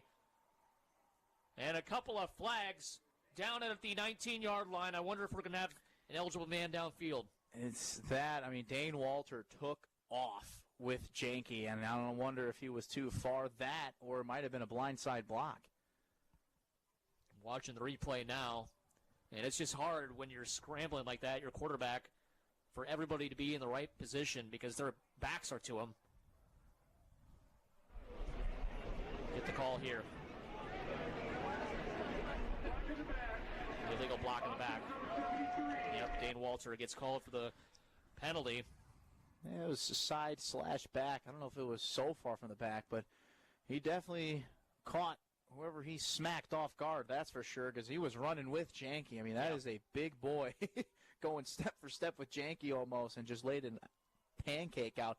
I thought it was from the side, but they saw it from the back. And that's so like 50-50. I mean, you can split hairs if you think it's kind of behind, the player. It depends which referee, too, from their angle. Where you're looking, exactly. Mm-hmm. But nevertheless, it's still 2nd and 2. That was way down the field, that penalty. So it's still a good down and distance position. 3 receivers out to the right side. Kyle, trying to avoid a stack, is able to avoid it. Runs, goes over the middle, incomplete. Kind of behind Owen Lytle, who spun around to grab it. There was a lot of white shirts in that vicinity, and fortunately, just an incomplete pass. It brings up 3rd and 2. That's the thing with, obviously, these running backs that aren't familiar with Kyle's game. You got to be just 110% until the ball is completely dead, because the play is never over with Kyle Haas. Yeah, you can always get the ball.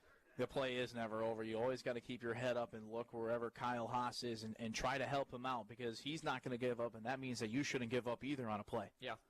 3rd down and 2 coming up at the 30-yard line. 2 receivers right side. They send Bowman in motion to the right as well. Trips receivers now to the right. And play action fake going over the middle. Complete to Bowman. He takes a hit, bounces off a defender, gets to the 20-yard line. Gain of 10, minute 23 as the clock stops as the chains move. I like the sense of urgency here, too. Coach Janis telling his offense, hey, we got to go, boys. We got to get things going because we only have one timeout to use on our side. 1 receiver out to the right side, 2 to the left.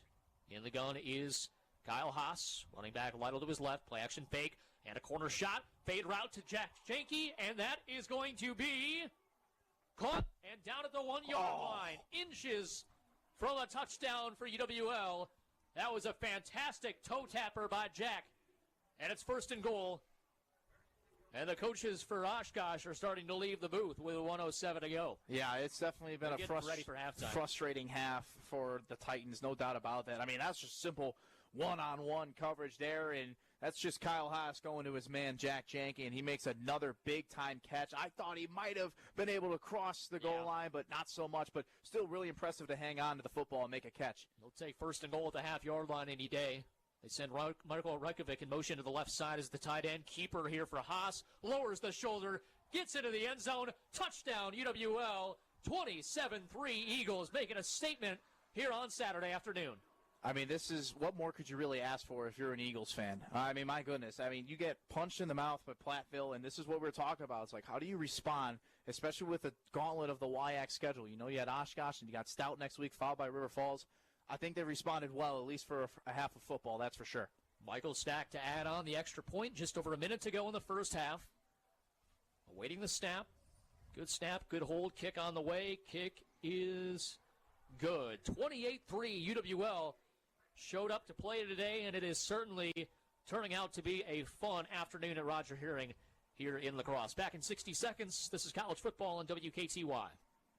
You know what a Midwest winter is like, but do you know how to keep winter outside where it belongs? The first order of business? Talk to the experts at Kratt Lumber. Ask about the uncompromising quality of the #1 entry door, Therma-Tru, and find out about the windows on the Energy Star most efficient list from Marvin. You know what a Midwest winter is like, and now you know how to keep it outside. Therma-Tru doors and Marvin windows at Kratt Lumber. Search Kratt Lumber. Premium products. Superior service since 1948. Get a great deal on select Kubota equipment. The BX Series is the #1 selling subcompact tractor in the U.S. The versatile lineup is built to help you make the most of your land. Right now, bring home select Kubota equipment with 0% financing available or save up to $4,500. Now through December 31st, see Johnson Tractor or go to KubotaUSA.com/disclaimers for a full disclaimer. Johnson Tractor from land to lawn.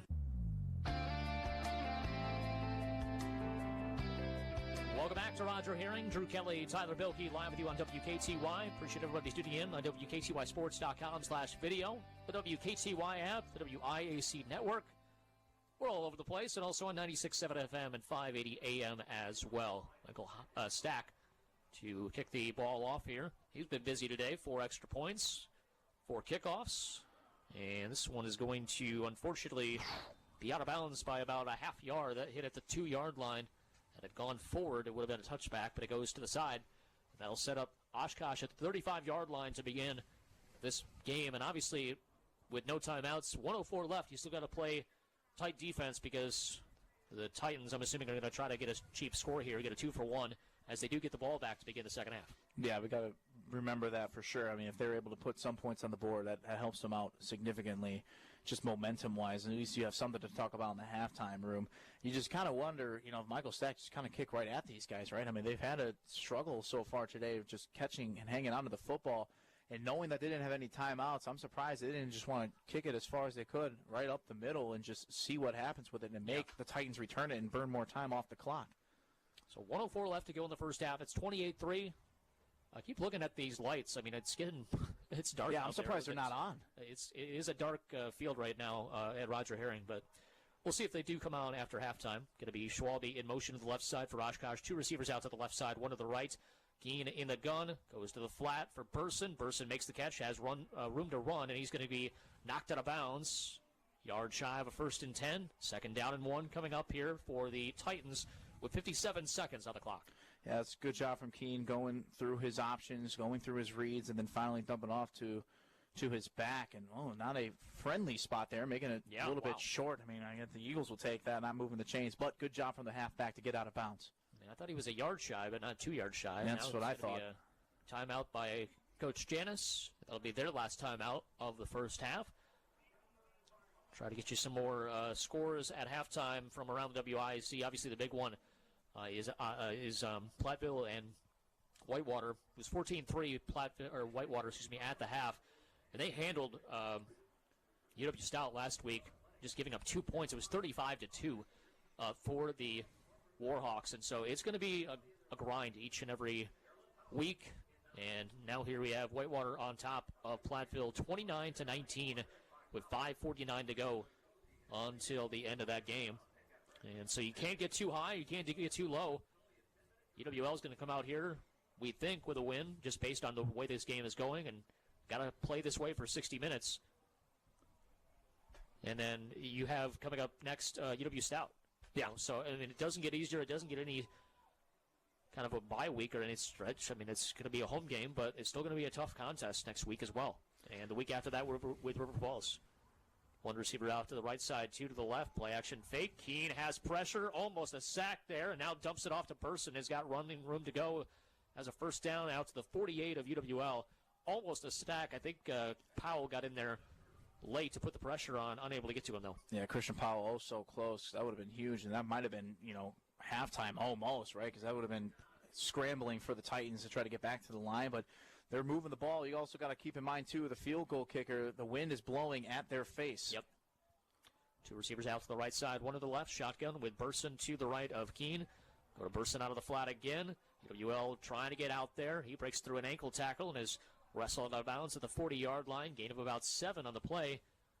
And so, once again, this drive continuing very well for the Titans. And obviously, the most important thing, no time really being taken off this clock as they keep getting out of bounds.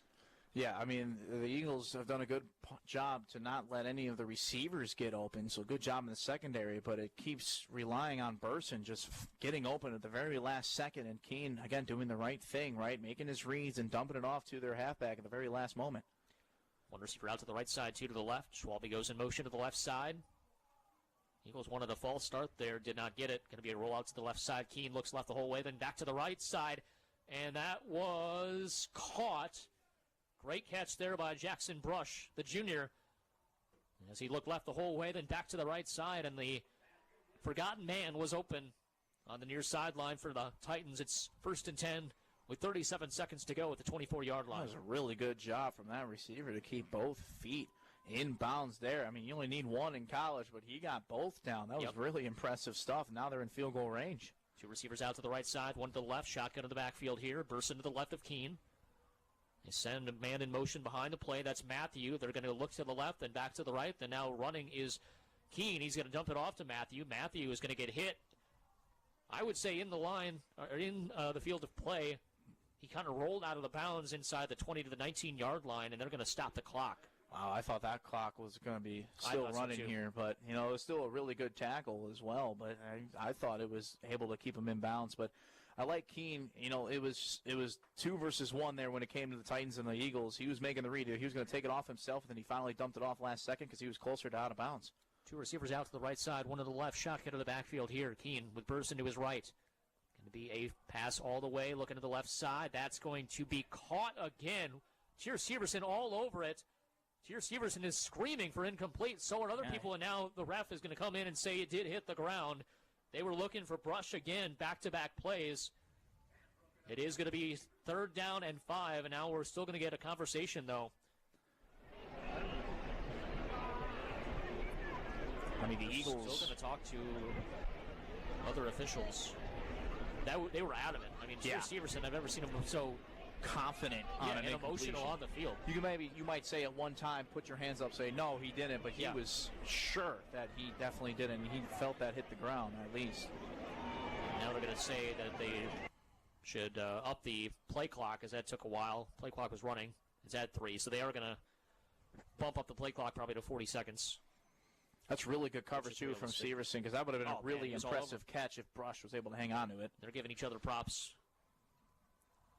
Like to see the sportsmanship there. They both just battled for the football. Yeah, that was just really good one-on-one. That's what you want in football for sure.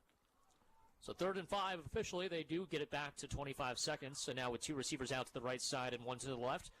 Oshkosh trying to keep the drive alive. 24 seconds to go until halftime. 6 on the play clock. Keene with Burson off to his left. He'll take the snap. Stunt. We're going to get pressure. Stepping up into the pocket is Keene. Dumps it off to Brush. Brush inside the 10. Breaks through an arm tackle. Gets down to the 6-yard line. Clock's going to stop momentarily, but they have no timeouts. 14 seconds to go in the first half. We'll see if they try to clock it. I think that's the goal, and then bring out the field goal unit. That, or you'll have enough time to maybe take 1 shot. I think with 11 seconds, you're going to have time to get at least a shot, maybe 2, depending on how quickly it happens. It's going to have to be, obviously, into the end zone, because if you're tackled inbounds at about the 2 or what have you, it's not going to be enough time for you to clock it again and be able to get the field goal team out there. Yeah, and Keene needs to realize and be aware of the clock, right? You cannot take too long in that pocket, and you can't really roll out. If nothing's there, roll out and throw it away, right? Or just throw it as far as you can to the back of the end zone. Going to be 3rd down. Make it 2nd down goal at the 6-yard line. 11 seconds to go here in the first half. 28-3, UWL lead over Oshkosh. Receiver goes in motion, 3-by-1 set. Keene has pressure at his face, stepping up, going to the back of the end zone. He fires it away, did the smart thing, and it's going to stop the clock with 5 seconds to go. And, man, are those pressures being so close for getting to a sack. And now the field goal unit is going to come on for the Titans. I mean, that's just so frustrating. I mean, I just keep looking at Christian Powell every time. He's always there, right? I mean, he's disrupting that pocket every single time, and he's oh so close to try to get another sack. And you just kind of see him laying on the ground. He's like, you got to be kidding me. I'm looking for at least one here by myself.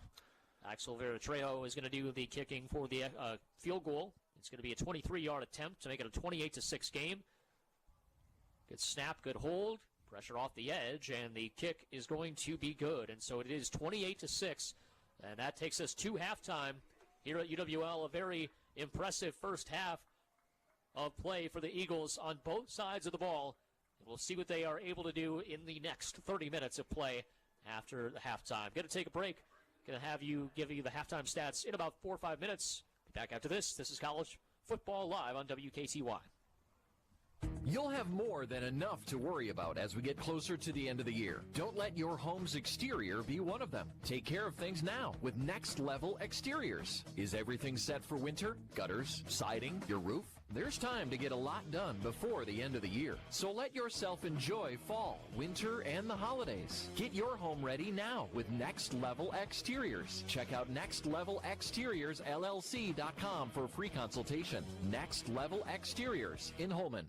Are you considering a career in media? With the help of the Wisconsin Broadcasters Association Foundation and local broadcasters, you can be a part of this exciting field. 4 scholarships are waiting to assist students enrolled in broadcasting or related educational programs. Eligible applicants must have completed at least half of their degree or graduation requirements. Visit WBAFoundation.org and let us help you reach your career goals. Applications must be received by 4 p.m. Friday, October 31st, so apply now. I am Troy Arns. I have been working at Firefighters Credit Union for over 20 years and been in the mortgage business for 30 years. I encourage people to shop around for mortgages, and the one thing that you hear over and over is, we're for real. What they hear on the commercials is what they see when they see any of our employees. All these things together are what make Firefighters Credit Union a team you can trust. Membership eligibility required. Deposits federally insured by NCAA. Equal housing lender. Everybody's welcome at Firefighters Credit Union. You know what a Midwest winter is like, but do you know how to keep winter outside where it belongs? The first order of business? Talk to the experts at Crosse Lumber. Ask about the uncompromising quality of the #1 entry door, Therma-Tru, and find out about the windows on the Energy Star most efficient list from Marvin. You know what a Midwest winter is like, and now you know how to keep it outside. Therma-Tru doors and Marvin windows at Crosse Lumber. Search Crosse Lumber. Premium products. Superior service since 1948. When I smoke weed, I get lost in the music. I like to isolate each instrument. The rhythmic bass, the harmonies on the piano, the sticky melody. Hey, careful, babe. There's someone crossing the street. Sorry, I didn't see him there. If you feel different, you drive different. Don't drive high. It's dangerous and illegal everywhere. A message from NHTSA and the Ad Council. Welcome back to Roger Herring Stadium. A dominating first half for the Eagles, 28-6, as they took it to the Titans from the word go. A big-time pass to Marco Reikovic to start it, and then it was kind of just take your pick. It was Bowman to Nolan Wolf, who were able to get in on the action. It was Jack Janke with a huge first half.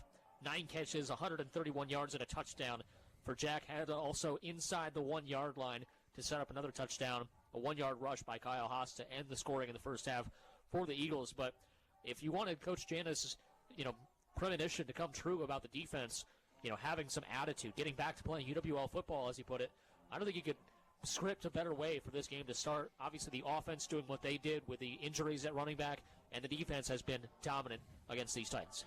And it really has. And first thing I noticed, too, is like third down conversions. I mean, the Eagles have been able to get off the field defensively a lot. 1 for 7 only, and then 0 for 1 on fourth down conversions for Oshkosh and their offense. I mean, they have just been shutting them down, and it's really been, a bend, don't break, right? They've given up a couple of plays, a couple of yards here and there. It's not 3 and out every single time. and you can live with that, right? And the fact that they only held them to 2 field goals, and even at the end there, too, right? It was a perfect example of bend, don't break. They were moving the ball down the field, but they had the ball inside the red zone, and they were able to just keep it to 3 points. It was been really impressive stuff from the defensive side of the ball. And we knew it was going to have to be a Kyle Haas-type game, and outside of that one interception, when it was great, kind of double coverage, tip drill on a pass attempted for Janke, Kyle's been magnificent. 16 of 23, 238 yards, 2 touchdowns here in just the first half alone, and obviously has a rushing touchdown as well. So you take a look at what else he can possibly do going forward. It's just going to be about taking care of that football because you're up by 22. You obviously are going to have to start with Oshkosh on the field. You cannot give them free chances, free possessions, free opportunities. Just continue to handle your business, do what you've done in this first half. If you have to punt, you have to punt. Your defense is playing lights out. Just do not give them a short field. Don't give them easy, drives, easy plays, trying to get back into this game. Yeah, play it safe, play it conservative. You don't need to take risks. You don't need to take shots over the middle of the field. I mean, unless it's Jack Janke one-on-one, it seems like that's what he loves doing. But really just protect the football, hang on to it, right? I mean, you saw where there's some plays where it's, this play's developing forever and you're trying to throw across the field on the run. You don't need to do that. If you need to throw it away, that's totally fine. The score is on your side, and the defense has really been on your side. They're going to be able to make plays. What I'm looking for in the second half, just longer drives, burn that clock while still being able to move that ball forward just a little bit. We'll see what adjustments are made here at Roger Herring Stadium as we have the Screaming Eagles marching band on the field first. You're going to have several of the high school bands joining them. And again, 2 national championship teams are going to be honored here at halftime as well. Going to take a break for halftime ourselves, give you some CBS Sports. Lots of great college football going on around the country. You'll hear that after a 1-minute ad break. This is College Football Live on WKTY. When is dinner at La Crosse Beer House not dinner? When you just need an app and a beer. Not just any apps, though, and not just any beer. We're talking the famous Hofbrau beer as well as other German beer options on tap. We're talking monster apps. Apps like a 24-ounce giant pretzel with homemade German mustard. Or how about quarter-inch thick strips of bacon glazed with honey? These are apps and beer that'll make you forget all about dinner. Enjoy friends and good beer year-round at La Crosse Beer House. Ein Prosit der Gemütlichkeit. Think carrying 10 or 20 pounds of extra weight isn't much? We went to a park, handed 10 and 20-pound sandbags to people aged 45 to 60, and asked if we could follow them around. 10 pounds makes a big difference. I'm carrying this around? It's an eye-opener. A few extra pounds each year can cause joint pain and lead to serious chronic diseases like diabetes and heart disease. Kind of makes me want to cry because I think this is the amount of weight I need to lose. You would think that it wouldn't make that much of a difference, but it does. No wonder my back hurts. And a lot of those aches and pains we blame on aging could actually be caused by extra weight. I didn't realize that this is what extra weight on the body feels like. And if this is what I'm carrying around, that's heavy. You can easily put 2, 3, 4, 5 pounds on in a year. It really does creep up without your knowing. Wouldn't you like to drop that weight and stop picking up more? Visit hhs.gov/1 pound at a time to find out how. Because while obesity happens 1 pound at a time, so does preventing it. Oh, I definitely felt it in my knees. Brought to you by HHS and NIH. Are you ready to have an epic adventure with me? I'm Office Cora, inviting you to join me on a holly jolly adventure to Music City, USA, Nashville. Your 5-day tour takes off December 3rd. Enjoy the Christmas show at the Grand Ole Opry, the Walk of Fame at the Country Music Hall of Fame, and all the Nashville highlights. Your price includes all attractions, 11 meals, hotels, and round-trip motor coach transportation. Deadline to reserve your seats is October 30th. Get the full daily itinerary and reserve your seats at wiscotrips.com. If I'm the Dolphins, if I'm the Jets, possibly, if I'm any team in the NFL with a head coach opening, I don't want to find out if it's Ewers, if it's Arch, or if it's Sark. No, thank you. So my prediction is he's not going anywhere. He's not leaving Texas. He's not going to the NFL. He's not going to get hired. I think he's going to stay. Now, I think he's going to have to really answer to questions going into 2026 of, dude, what the hell happened? And how are you going to make this better? Arch is coming back next year. The offensive line's going to come back, so they're going to have a chance to kind of reboot it. And it's kind of put up or shut up time next year. Can you do it or can't you? That's where we're going to truly see what kind of, what Sark is made of. But I'm with you, Chris. I think any NFL team that wants to hire him would be crazy. At this point, with what he's done, I don't think he's leaving. 888-710-4ISN, 888-710-4ISN. It is Ryan Hickey with right here on the Infinity Sports Network. We're going to take your thoughts, update you on this 3:30 action. You want to call your upset special here before we get out of here for this show at the top of the hour, 888-710-4ISN. One more segment is your chance to do so. We'll get your thoughts. We'll update you on some sports and react to the latest news here in college football after we get this latest sports update from Erica Herskowitz. Infinity Sports Network, Sports Flash. All right, Ryan, we got those 4 o'clock games underway in college football. Let's check the top 25 action. First quarter, it is 4th-ranked Alabama leading South Carolina 7-3. No score between 15th-ranked Missouri and number 10 Vanderbilt in the second. Also second quarter, number 11 BYU trailing Iowa State 17-7.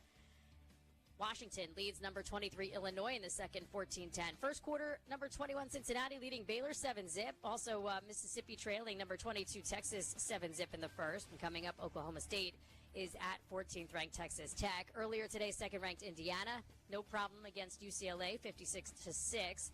Number 7 Georgia Tech beats Syracuse 41-16. 8th ranked Ole Miss defeated number 13 Oklahoma 34-26. A nail-biter here, number 16 Virginia managed to hold off North Carolina, though, in overtime 17-16. And Memphis shocked number 18 South Florida 34-31. Tonight, 6th-ranked Oregon hosts Wisconsin. Number 25 Michigan visits Michigan State. And a matchup between ranked opponents has number 3 Texas A&M on the road for number 20 LSU. Game 2 of the World Series tonight in Toronto. The Blue Jays look to build on last night's victory in the opener as they take on the Dodgers in Game 2 at Rogers Center. A couple of righties on the mound. 10-game winner Kevin Gausman faces 12-game winner Yoshinobu Yamamoto. First pitch at Rogers Center set for 8 p.m. Eastern. It is Week 8 in the NFL. Cowboys cornerback Trayvon Diggs will be out at least 4 games after being placed on injured reserve today with concussion symptoms. Diggs sustained an injury in an accident at his home earlier this month. The Cowboys visit Denver tomorrow. Quarterback Kirk Cousins expected to start for the Falcons tomorrow against the Dolphins after starter Michael Penix Jr. suffered a bone bruise in his left knee last week against the Niners. The Ravens will be without quarterback Lamar Jackson for a 3rd straight game. He's out for tomorrow against the Bears with a hamstring injury, so Tyler Huntley will start instead. And finally, a decision from the Jets as they will start Justin Fields tomorrow against the Bengals because Tyrod Taylor's been ruled out with a bone bruise in his knee. I'm Erica Herskowitz. This is Zach Gelb. Get all your sports talk here on the Infinity Sports Network. Always available on the free Odyssey app.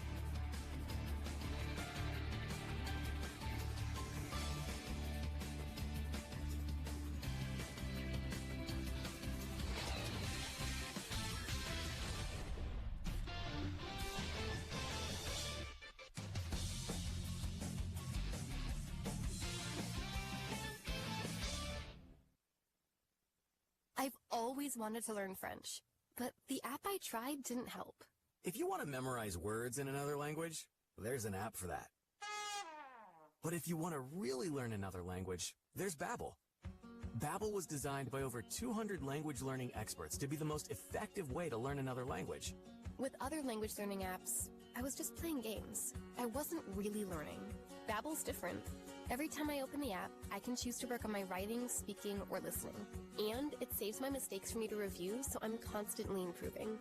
Babbel feels like it was created intentionally by people who really know what you need to learn another language. Before Babbel, I thought I just wasn't good with languages. But now I'm speaking French. Tout ça, c'est grâce à Babbel. Want to really learn another language? Save up to 50% on your Babbel subscription when you sign up at Babbel.com. That's Babbel.com to save up to 50%. Babbel.com. Actual price will depend on product and subscription plan. Featured products are compounded drug products, which the FDA does not approve or verify for safety, effectiveness, or quality. Prescription products require an online consultation with a healthcare provider who will determine if appropriate. See website for details, restrictions, and important safety information. Want a boost in and out of the bedroom? Hims has you covered. Introducing a new 2-in-1 approach to level up your game. Tadalafil for better bedroom performance and zinc for testosterone support. Put it all together and you've got what you need to turn things all the way up. Getting started is simple. Just go to hims.com/joy to start your free online visit. Through Hims, you can access ED treatments including pills, chews, and more. 100% online. No office visits, no pharmacy lines. Just fill out a simple intake form and a licensed medical provider will determine if treatment's right for you. If prescribed, it ships free and discreetly to your door. Find affordable treatment options at up to 95% less than brand names at hims.com/joy. That's hims.com/joy, HIMS.com/JOY. The IRS, the world's most aggressive collection agency. They can seize your property, bank account, and garnish your wages. They cause sleepless nights for millions of Americans. Don't be one of them. If you owe $10,000 or more to the IRS or state, get protected today. Call 800-242-3186. Coast One Tax Group, protecting your bank, home, and your sleep since 2008. With hundreds of 5-star reviews and an A+ on the Better Business Bureau. Call Coast One Tax Group, 800-242-3186. Stanley from New York owed $93,000. The IRS placed a levy on his bank account. Coast One released the levy and settled with the IRS for $2,000. Mark in Michigan owed $225,000. After Coast One stepped in, Mark walked away paying less than $1,500. Call Coast One now. A 10-minute call can save you up to 93% on your back taxes. Get your fresh start today. That's 800-242-3186. Sponsored by Coast One Financial Group. Are you paying too much for term life insurance? There is a tremendous price war in the term life industry. Rates have dropped dramatically in the past few years. For example, a man aged 45, non-smoker, can get $1 million of coverage for $75 per month, level rate for 10 years. Or a man aged 50, non-smoker, can obtain $500,000 of coverage for a monthly premium of $110, level rate for 20 years. That's right, guaranteed level rate for 20 years. If you're a smoker, we have great rates available for you as well. At Term Busters, we specialize in policies of $500,000 and above. If you're looking for new or replacement term life insurance, call today for a quote. 1-800-908-7636. You're probably paying more than you should. Call 1-800-908-7636. Remember, 1-800-908-7636. Sample rate quotes based on preferred non-smoker rate class. Exam required to qualify. Miss Fernandez, what are those tiny things? Those are what we call amoebas. You can only see them through a microscope. Wow. Today's students are tomorrow's great thinkers and innovators. But right now, there's a funding crisis in public schools. Millions of kids go to schools that don't have funding for books, computers, and so much more just because of where they live. You can help change that. Donors Choose is a nonprofit that lets you support students and teachers in your community and beyond. You choose which supplies to support. You could provide first graders with pencils and paper, or other students with their first chapter books, helping music class get a guitar. You could even supply a classroom like mine with a science project. But what you're really giving is the moment that sparks a brighter tomorrow. To learn more, please visit DonorsChoose.org. That's DonorsChoose.org. Choose students. Shape the future. Furnished by Donors Choose.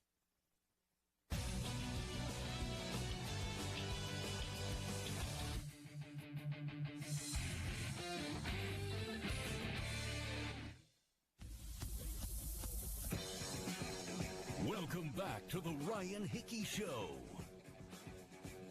Ryan Hickey with you here, right here on the Infinity Sports Center. All right, let's get some scores. Let's hear your thoughts. We're here to the top of the hour. Mark Bryan does come your way right here on the Infinity Sports Center, so do not change the dial. All right, scores right now going on. Missouri up 3-0 over Vanderbilt. We have 4 minutes, 59 seconds left here to go before halftime. It's been a defensive struggle.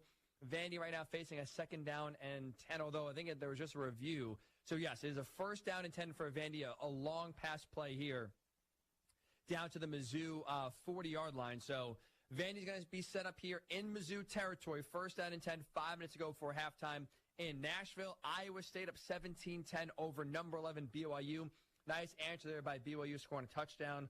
Iowa State, it's going to be a tough game. Iowa State came into this game favored, 2.5-point favorite here at home at 5-2, taking on number 11 and 7-0 BYU. Big 12, this is the thing. The Big 12 top to bottom is the deepest conference in college football this year, no doubt about it. No doubt about it. People can laugh and scoff.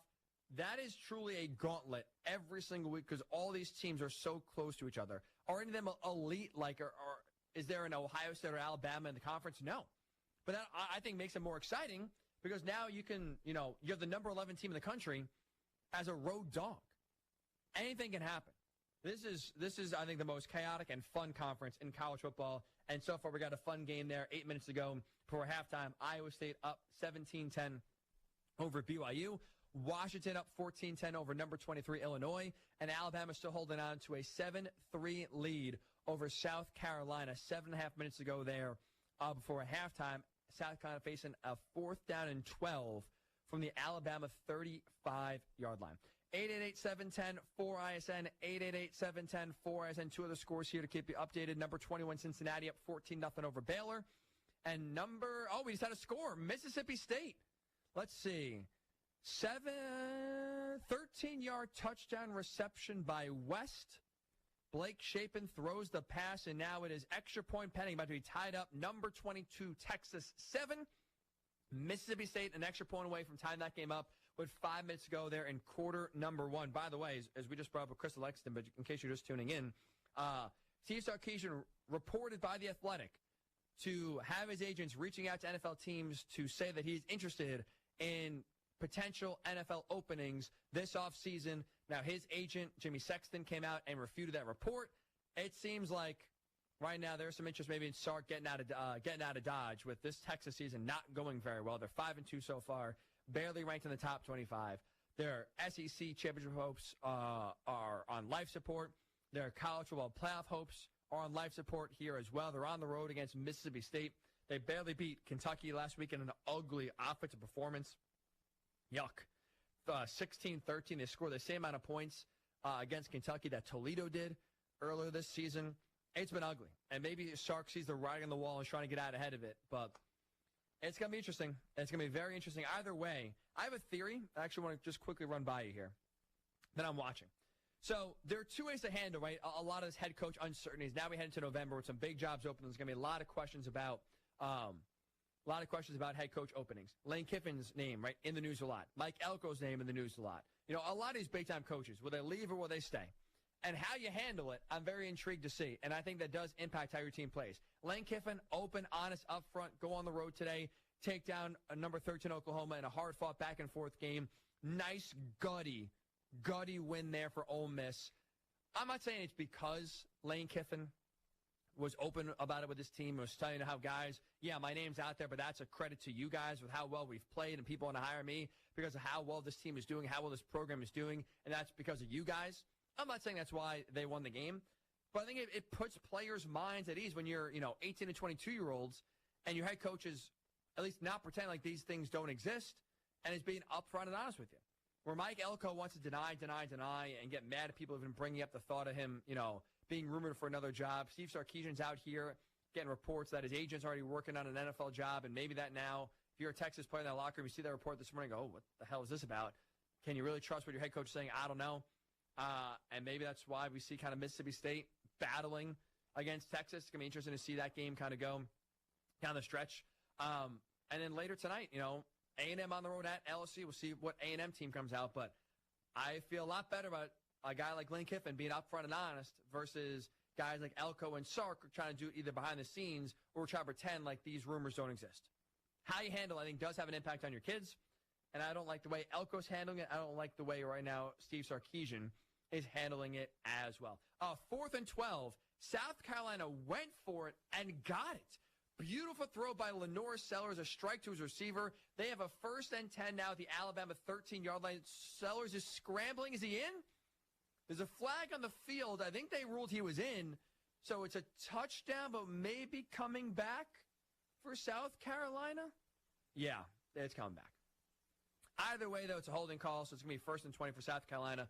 But they're going to have the ball still in Alabama territory after that 4th and 12 conversion. 888-710-4ISN, 888-710-4ISN. It is Ryan Hickey with right here on the Infinity Sports Network. Let's go out to Columbus, Ohio, and chat with Harris. Harris, what's going on, man? Hey, excuse me. Hey, Ryan, how you doing, man? Good, buddy. What's on your mind? First time I ever heard you speak, man. I really enjoy. I've been listening to you all afternoon, because I'm a big time Wolverine fan, and so I had some free time listening to the radio. Yeah, do you do this on the regular slot every Saturday? Every Saturday, we are here, Harris. Well, you got me as a fan, that's for sure. And I got one question to ask you, and then I'll hang up and listen to your answer.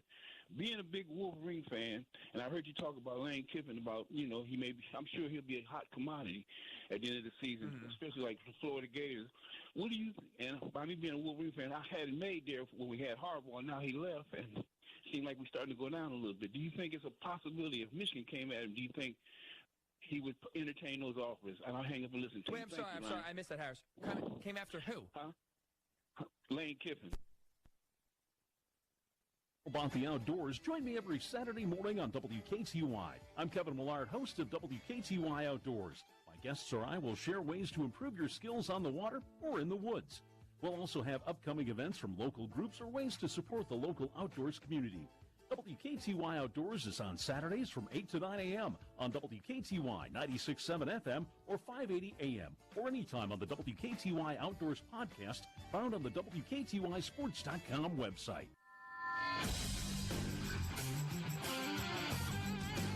Welcome back to Roger Herring Stadium. Drew Kelly, Tyler Belkey live with you here this afternoon. It is 28-6 Eagles as we get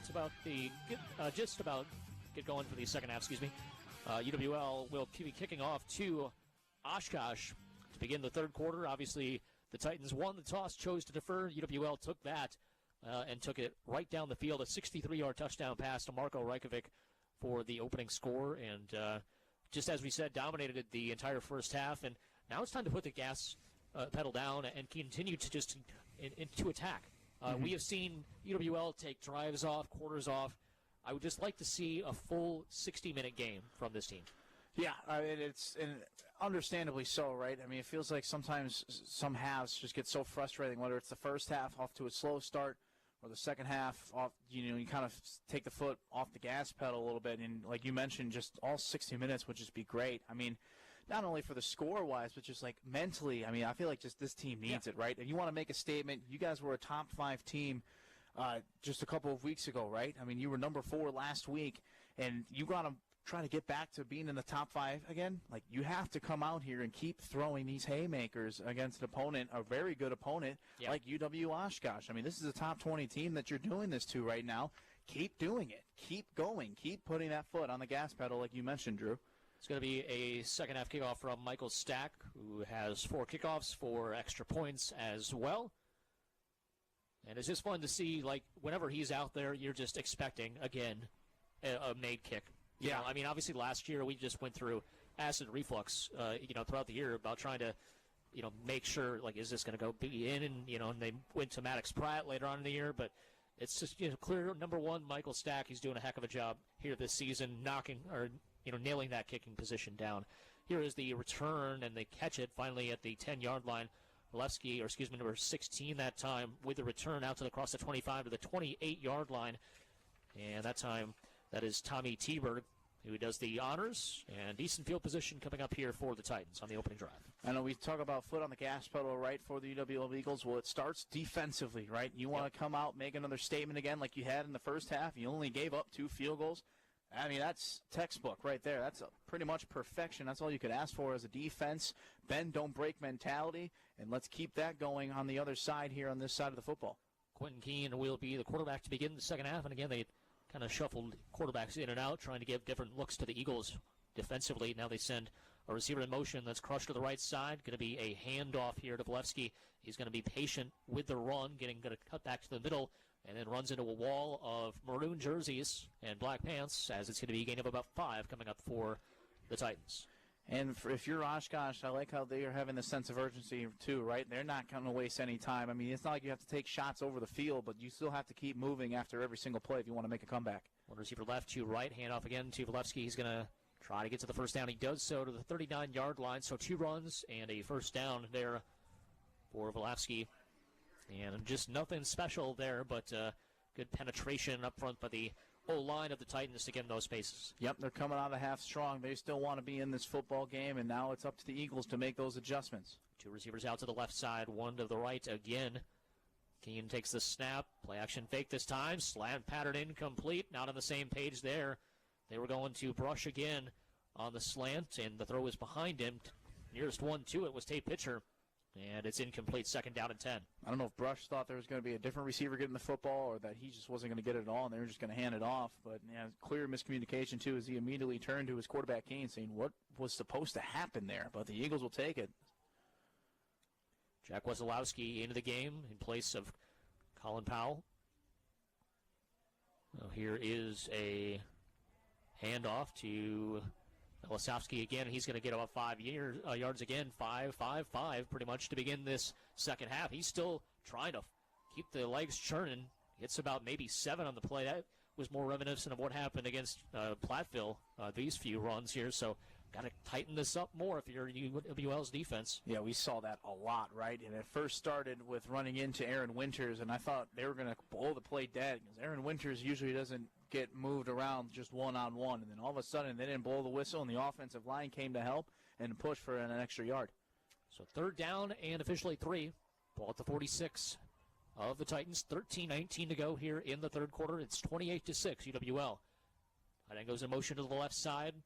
Now the running back off to the left. Keene looks left, steps up into the pocket, trying to avoid a sack. He's not able to.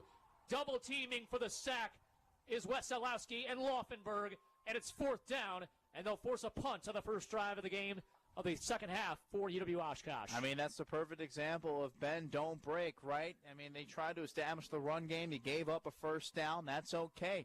How can we adjust? And they did just that, forcing a incompletion to start on a miscommunication, a mistake from Oshkosh, and they were able to capitalize on it, bring in pressure, and getting another sack today. And again, Wesolowski, the freshman, in on the sack, a half sack for him and for Thomas Laufenberg from Sparta. And here is a punt, a high spiraling punt. They got it away this time. Tyler Bowman calls for and makes the fair catch at about the 21-yard line, and that's where the Eagles will start their next possession. So kind of, again, bend but don't break. You saw them give up 5 yards a carry on the first 3 plays. And then that defensive line really started to amp up the pressure again on Quentin Keene. He just can't handle it right now. Those routes are not developing quickly enough to where they can get off the ball out of his hands. And right now UWL has the number on the defensive side of the ball. Yeah, just all of them just don't seem on the same page right now for UW-Oshkosh, and it's leading to a lot of incompletions. First down and 10, 2-by-2 set here. Going to be a flip out to the right side for Jack Jenke. He breaks through an ankle tackle, gets about 5 yards. Run pass option there, and it'll be second down at about 4 to the 26-yard line. And to the complete opposite, you know who is communicating really well? It's Kyle Haas and Jack Jenke now. Question. I mean, these two are firing on all cylinders, whether it's a shot deep or an simple RPO like that one. Nolan Wolf and Jenke out wide to the left side. 2 receivers also on the near side. Shotgun in the backfield here. And it'll be a delayed handoff. Owen Lytle into the second level. Gets a first down. Good hole that time by the offensive line, giving him some space. It's been kind of few and far between rushing the football up the middle, but that's enough for a first and 10 to the 33, gain of 7. And they were able to do this. This is just the offensive line. There is no tight end help, no Reykjavik and no Miles in right now in this formation. So it's very impressive to see what these 5 guys can do to create space for Lytle. Brody Mitchell and Wolf out on the left side, 2 receivers out to the right as well. Shotgun in the backfield. It's in Jenke in motion behind the play, and it'll be Haas looking to have his way out to the flat. He's able to break through an arm tackle, gets a first down and more. Finally rushed out of bounds. Late kind of drag out, but they don't call a personal foul penalty. But anyway, it's going to be enough for a first and 10. They'll move the chains. And if you're just going to have one-on-one with open space with Jack Jenke, he's going to win 90% of the time, I would say. Yeah, take what the defense gives you every single time, right? And that wasn't the first read from Kyle Haas. He was looking across the field, and he was looking downfield, and then the very last second, 88's open. Might as well call his name and give it to him. And another good move from Jenke to make a man miss and get the first down. 2-by-2 set again. Lytle this time to the right of Kyle Haas to the shotgun. Ball at the 43-yard line. And a play-action fake. Once again, a curl route. And they were playing off coverage of Jenke, and he picks up about 4, maybe 5 to the 47 as he steps out of bounds there. Second down and about 6. They could do this all night long. They could. I mean, they really just can. Down the field for that play. I'm surprised you're not playing up on 8 at this point in time, because they're going to keep going to him, just like how they did it with Jack Rilling to start, right? They were giving Rilling that space, and then just I don't know why you haven't made a simple adjustment like that to just keep pressure on these receivers, but they're running the same formation right now, and Titans don't have an answer. Bowen and Jenke on the left side, Mitchell and Wolf on the right. Lytle to the right of Kyle in the shotgun formation on 2nd and 6. They send Jenke in motion. Play action fake to him across the formation. And Haas has time. Now it starts to dwindle, and he tries to throw it back to the middle of the field. Incomplete, looking for Lytle, who was in open space in the zone there, but just too much pressure on Kyle for him to get his feet underneath him. But that was the right throw to make if you're Kyle, right? I mean, Lytle was open. He just pressure coming to his face. It's really hard to make a really good throw to step into the throw. And I'm fine. I can live with that, right? It's better than throwing across the body and taking a shot downfield. It's what's most important is protecting the football, and that's what they're doing here so far in this drive. 3rd down and 6, 10 minutes to go in the third quarter. Ball in the 47 of UWL as Marco Rajkovic goes in motion to the right. 3-by-1 set. And here looking to the left side, and now back to the right. Haas goes over the middle, incomplete. Looking for Jack Rilling. He was going to be short of the first down anyway. Good coverage, and then breaking it up on the play is number 7 for UW-Oshkosh, and that is Jake Shutter. So a turnover, or a punting situation, I should say, coming for the Eagles. Jack and Kyle having some words and just trying to get on the same page. It wasn't anything violent there, just trying to make sure they're both able to keep this drives alive. And that's not the end of the world drive, right? I mean, they were able to burn some time off the clock, and I saw some pretty good things there, and I just love that they were throwing the football. High spiraling punt as Tranel does his job, and then we got a fight. Got a player with EWL or Oshkosh with his helmet off. They were scrapping at about the 17-yard line away from the play, and the fair catch was made. No penalties are going to fly, but it'll be 1st down and 10 inside the 20 for the Titans. I think that was Sal Belisario going at it with the Titan there. I don't know who it was for Oshkosh that had their helmet thrown off, but no flags thrown. I mean, the Eagles will thank you because I just had a feeling if the flag was going to be thrown, it was going to be on us because the helmet was off on the other guy. But letting the guys play just a little bit, I mean, that's what conference football is all about, really. 2 receivers out to the left side, going to be a running back. Volaski in the gun as tight end goes in motion to the right side. Now Volaski off to the right as well. Shotgun formation. UWL brings pressure. Trying to get around the defense is Keene, and he's going to get ankle tackled as he gets rid of the football. It's out of bounds. It's 2nd down and 10. And again, the pressure has been relentless in the face of Quentin Keene this entire game. Yeah, and there were some opportunities downfield. I think Hunter Gibson, number 21, was wide open on a go pattern, but unfortunately for Oshkosh, Keene doesn't have any time, right? Yeah. And it was Kaheen that was bringing pressure right away, and he's not going to make that throw across the body running the other side of the field. So really good job from the defensive line from the Eagles creating that pressure. 2 receivers out to the left side, 1 to the right. Tight end goes in motion to the left side of the line. Shotgun in the backfield here. Going to send the running back into the flat. It's caught by Volaski. He's going to try to make the turn. He's not going to be able to do so. Hit from behind. Christian Powell says, I finally got my tackle for loss. He's been around the ball all afternoon long, and he finally dumps the running back for a loss of 1. I mean, Powell's just a workhorse, an absolute workhorse this entire game. He's doing everything he can to try to get it to TFL or a big-time sack, and he does there. Again, just sheds his block one-on-one, and he uses his speed. I mean, he's very, very big, too. I mean, height and weight-wise, but he's able to use that speed to get that tackle for loss. 3rd down and 11. 1 receiver out to the left side, 2 to the right. Shotgun in the backfield here. Going to be pressure off the edge, and having to throw it away is Keene.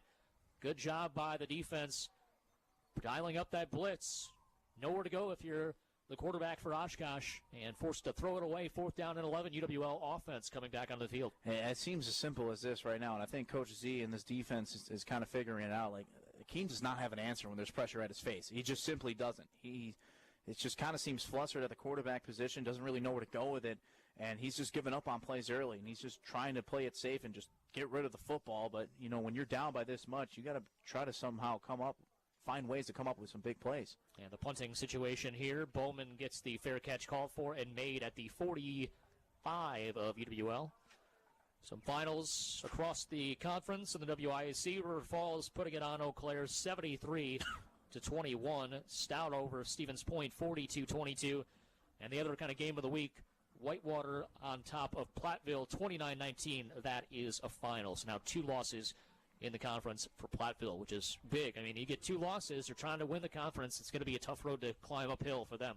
UWL leading by 22 here in this one. 8:54 to go. Whistles and penalty flags fly. Lining up the right sideline is Lytle. He's going to be finally tackled out of bounds at the 43. I think that's going to probably be on UWL, though, or Oshkosh. I was going to say, they didn't false start.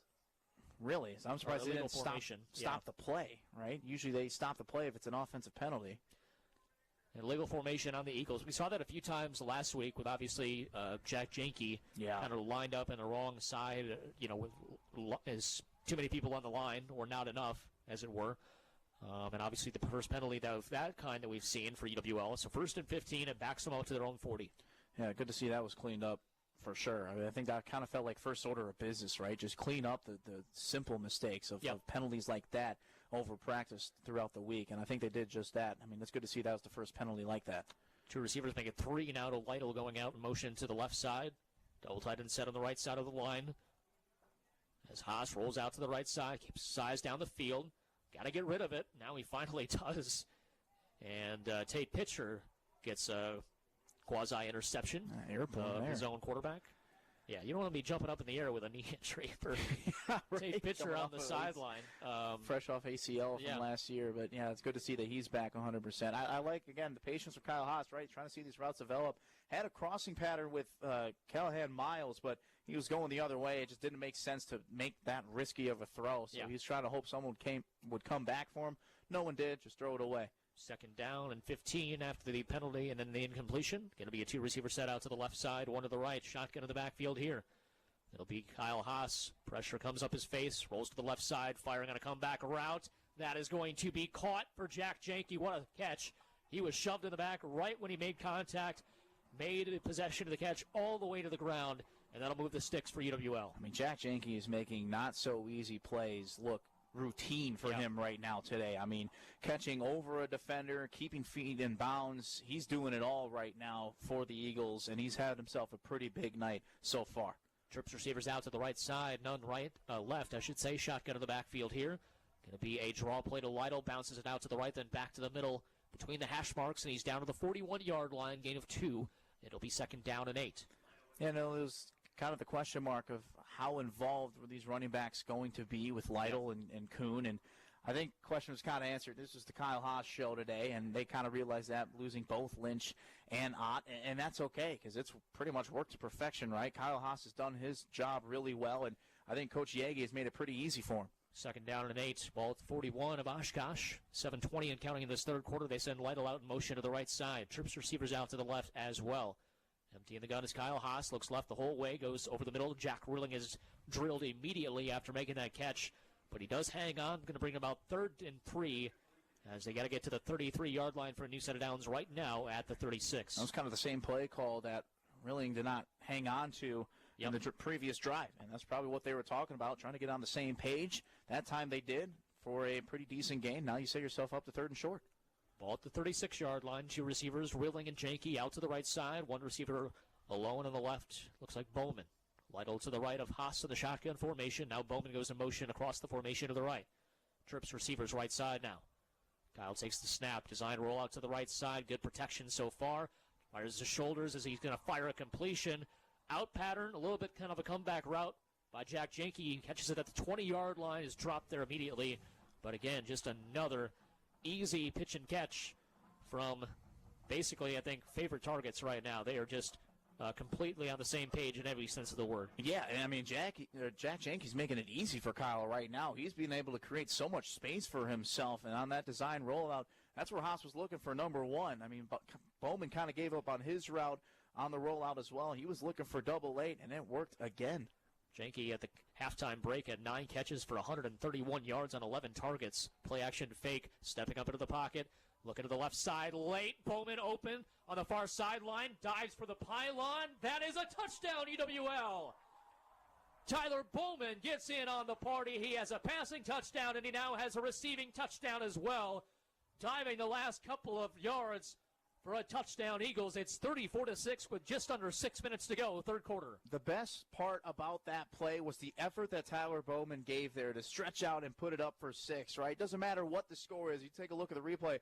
Bowman wide open. It's Kyle Haas made the right decision. Instead of taking off, he sees his receiver wide open to the left side. But I just love the effort from number 1, no matter what the score is.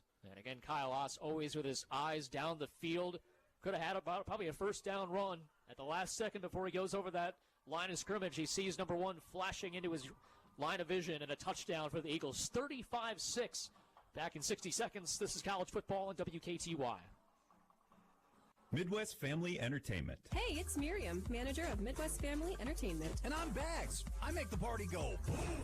Bags, this isn't your commercial. My bad. I just wanted to let people know how much fun they'll have when they book me or any of our other DJs. That's fair. And you're right. Whether it's a wedding, school dance, birthday party, or company event, Midwest Family Entertainment will make sure your party is one to remember. And we'll make it go. Can you dial it back a bit? Nope. For more info, go to MidwestFamilyEntertainment.com. Want to get to Lambeau Field this season? Anyone who's ever been to Lambeau knows traffic is a nightmare, and so's parking. Don't deal with any of it. You went to the game to have fun, so have some fun. Leave the driving to us. Speaking of fun, we'll get you into the pregame tailgate party over at the Resch Center with free food and beverages, premier parking, super quick access to Lambeau Field, and we'll get you out of there and home quick afterwards. No driving, no traffic, no headaches, nothing but fun. Transportation and tailgate party passes available now. You got your tickets. Now get your ride to Lambeau Field. Get to wiscotrips.com for more.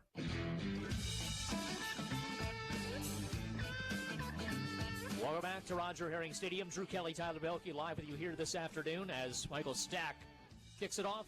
End over end kick. It'll be dropped again at the 9-yard line, still fumbling it and trying to get upfield. Jukes a defender and finally buried at the 15-yard line. This is unbelievable. They cannot figure out a simple return, man. That was number 16, Tommy Teberg again.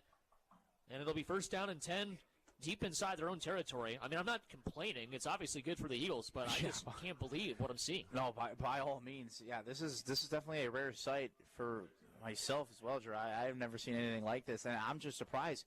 How are we not seeing any other changes? You mean to tell me there's not another receiver on this team that you can't even give a shot right now, especially with this point of the game?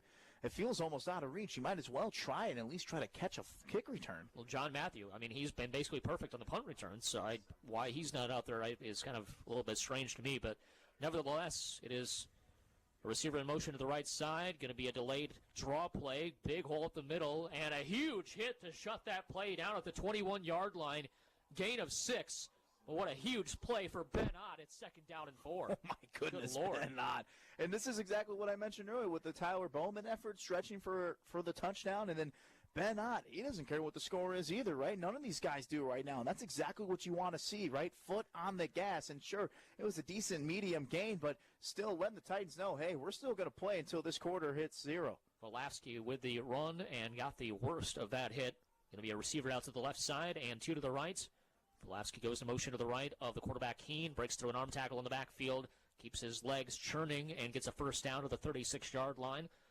Runs hard there on that play as he had some contact in the backfield, but is able to shake that for the 1st and 10. Yeah, Henry Walsh almost had him back there, but he was able to shake off a very tough defensive lineman like 47, but able to get the first down for the Titans. And, I mean, at this point in Oshkosh, it's always about sense of urgency, right? You just need something to go your way to try to build off of this for this short end of the 3rd quarter and then the rest of the 4th quarter. Going to be a 2-receiver set out to the right side and 1 to the left. Tight end left side of the line as well for the Titans. Running back to the right of Keene. Well, they send Matthew in motion behind the play, and they're going to hand it off to him. He's going to run the left side. Puts his shoulder down, and Tyr Severson is a wall that he cannot break through. That's a gain of about 5 to the 31-yard line, but could not ask for a more solid hit and tackle from Tyr Severson.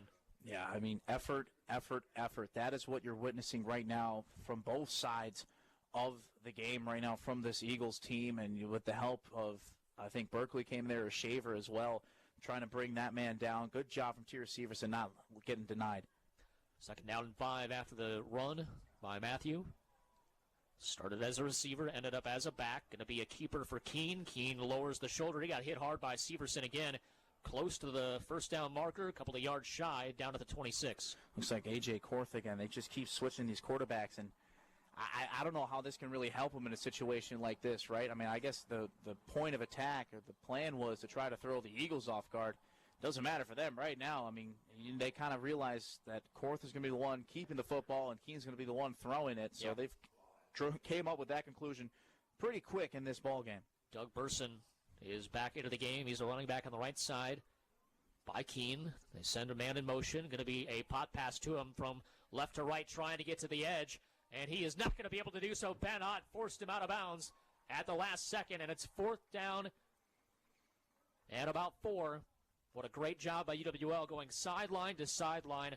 And that was number 11, Jackson Brush, who was trying to get around the corner, unable to do so. UWL forces another punt. Yeah, good job from Ott and the rest of the Eagles, really, just to set the edge. Just get there first, right? Use your speed and meet them right at the line of scrimmage for no gain, and you sent out the punt team again today. A fantastic performance from this defense. And it is a Abernathy high spiraling punt. And it'll take a UWL hop, go out of bounds, straight sideways, and then up a little bit, up the field to about the 35-yard line. So UWL once again in command of this game, and it doesn't look to be slowing down anytime soon. The Eagles are going to probably try to at least take it to the end of the third quarter with 2:19 to go, I would say. I don't think they're going to be in any hurry getting up and down here on the sideline. I don't think any hurry after the plays, but we'll see if they change the play calling or not. That's the first thing to really look out for this late in the game. And obviously at a later part, the personnel. Yeah. We'll obviously keep an eye on that. 3 receivers out to the left side. Tight end Callahan Miles on the right side of the line. Shotgun to the backfield. Going over the middle, complete. And it's going to be a gain of about 8 yards on the play. Wide open, Stephen Piontek, the sophomore out of Oak Creek, with a catch. And just a simple curl route there in the zone. And he was able to find that soft spot, 2nd down and 1. Yeah, switching things up personnel just a little bit, but it seems like the play calling is the exact same right now. Brody Mitchell, the middle of the receivers in the right side. And it'll be a shotgun formation here. Handoff is to Lytle. He runs the left side, gets a first down, tries to back his way for a couple of more yards, gets to the 49-yard line. That's a gain of 5 and a new set of downs for the Eagles. And again, you're right, not, no huddle, but certainly not getting to 2 seconds on the play clock either. So they're still just trying to maintain their rhythm in offense at this point. Yeah, they're not changing anything, which is what I love to see, right? I mean, you could easily just take the foot off and stop and call this one a ball game, being up 35-6, but it seems right now everything's still the same. 35-6, as we have empty in the gun for Kyle Haas. Going in motion was Lytle. Looking to the right the whole way was Kyle. Now he's flushed out to his left side. Fires on a corner out, complete to Callahan Miles up the left sideline, inside the 15. Stutter steps to the 10, inside the 5. And that's where he's finally brought down. Callahan Miles, bringing the crowd to their feet. It's 1st and goal, UWL inside. A minute to go, and they're knocking on the door yet again. I mean, Kyle Haas has just done a great job. I think what I've noticed a little bit different, too, he's taken more time in the pocket and then waiting till the last second to finally get flushed out. But he just does such a good job of letting the plays develop, letting the routes develop, and letting these plays drag out as long as they possibly can before making a decision. And Miles was able to get open for a big-time gain. Now it's 1st and goal here. Got the big boys as far as the explosive players out on the field. Dane Walter lined up as possibly a blocker with a 4-receiver set. 1 receiver out to the right. Going to be a late throw. Bowman with a catch. Dane Walter clears the way for another touchdown, UWL. That worked to perfection. Previously, he was flagged for a block in the back being out there on the other side of the field. That time, he clears out a path for Tyler Bowman for his 2nd receiving touchdown, his 3rd overall. It's pretty much this. You put anything in Dane Walter's way, he's going to find a way to just bully whoever is in his way. And I love just the use of Walter. And as you mentioned in the Eau Claire games, like I didn't know a lineman could move this much. They're just doing whatever they want with him. And I just love the creativity from Coach Yagi. 41-6. What a score. We did not expect that. To say that here in this afternoon, but we're so glad that we are. 42-6 Eagles, 15 seconds to go. Third quarter, we'll wrap up the third quarter. When we come back, 60-second break. This is college football on WKTY. Think carrying 10 or 20 pounds of extra weight isn't much? We went to a park, handed 10 and 20 pound sandbags to people aged 45 to 60, and asked if we could follow them around. 10 pounds makes a big difference. I'm carrying this around? It's an eye-opener. A few extra pounds each year can cause joint pain and lead to serious chronic diseases like diabetes and heart disease. Kind of makes me want to cry because I think this is the amount of weight I need to lose from my body. It's not funny. I don't know why I'm laughing. And a lot of those aches and pains we blame on aging could actually be caused by extra weight. I feel it in my legs, my knees, now my back. This is a lot of extra weight to carry around.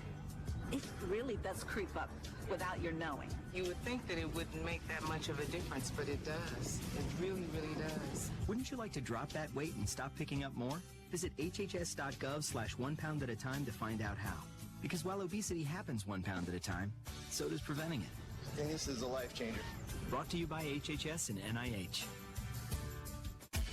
Listen to WKTY live anytime, anywhere on the WKTY app. Your favorite shows like Over the Line, Dan Patrick, Bill Michaels, Jim Rome, and the Wisco Sports Show with Grant Bills. Download the app today and click Win Stuff to participate in contests and giveaways. Watch and listen to live local sports on WKTY and stay up to date with all your favorite local teams. The free WKTY app. Download it today.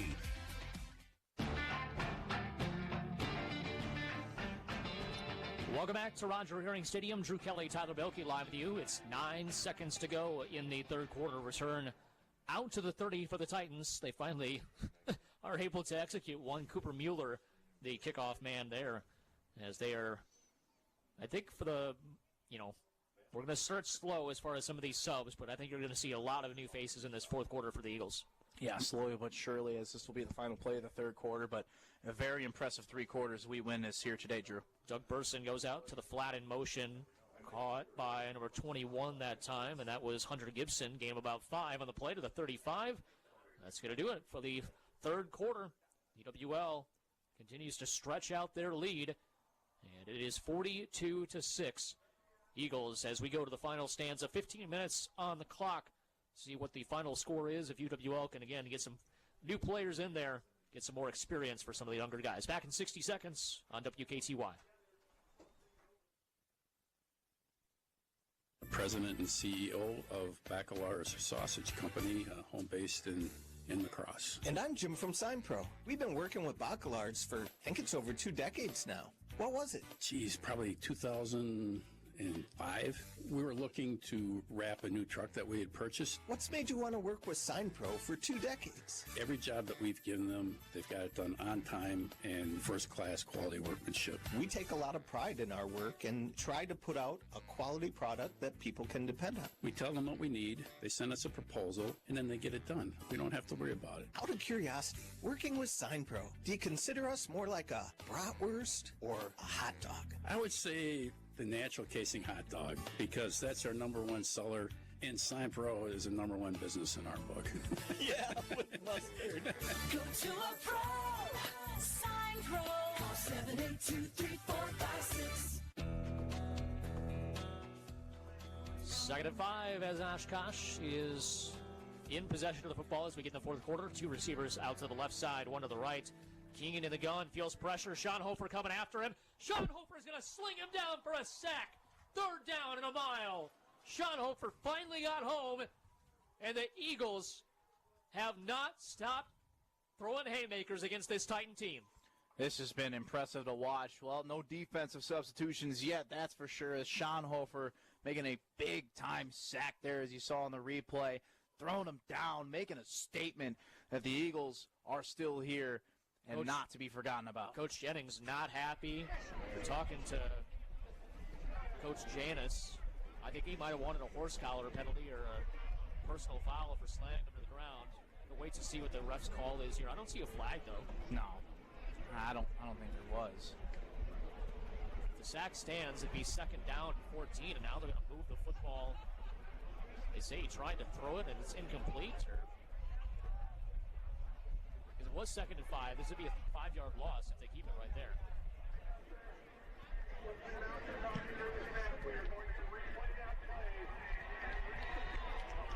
They're going to replay the play. Something with the play clock.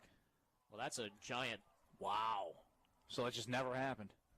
Wow. That's a giant kick to the gut. Sean Hofer not happy. Coach Janis not happy.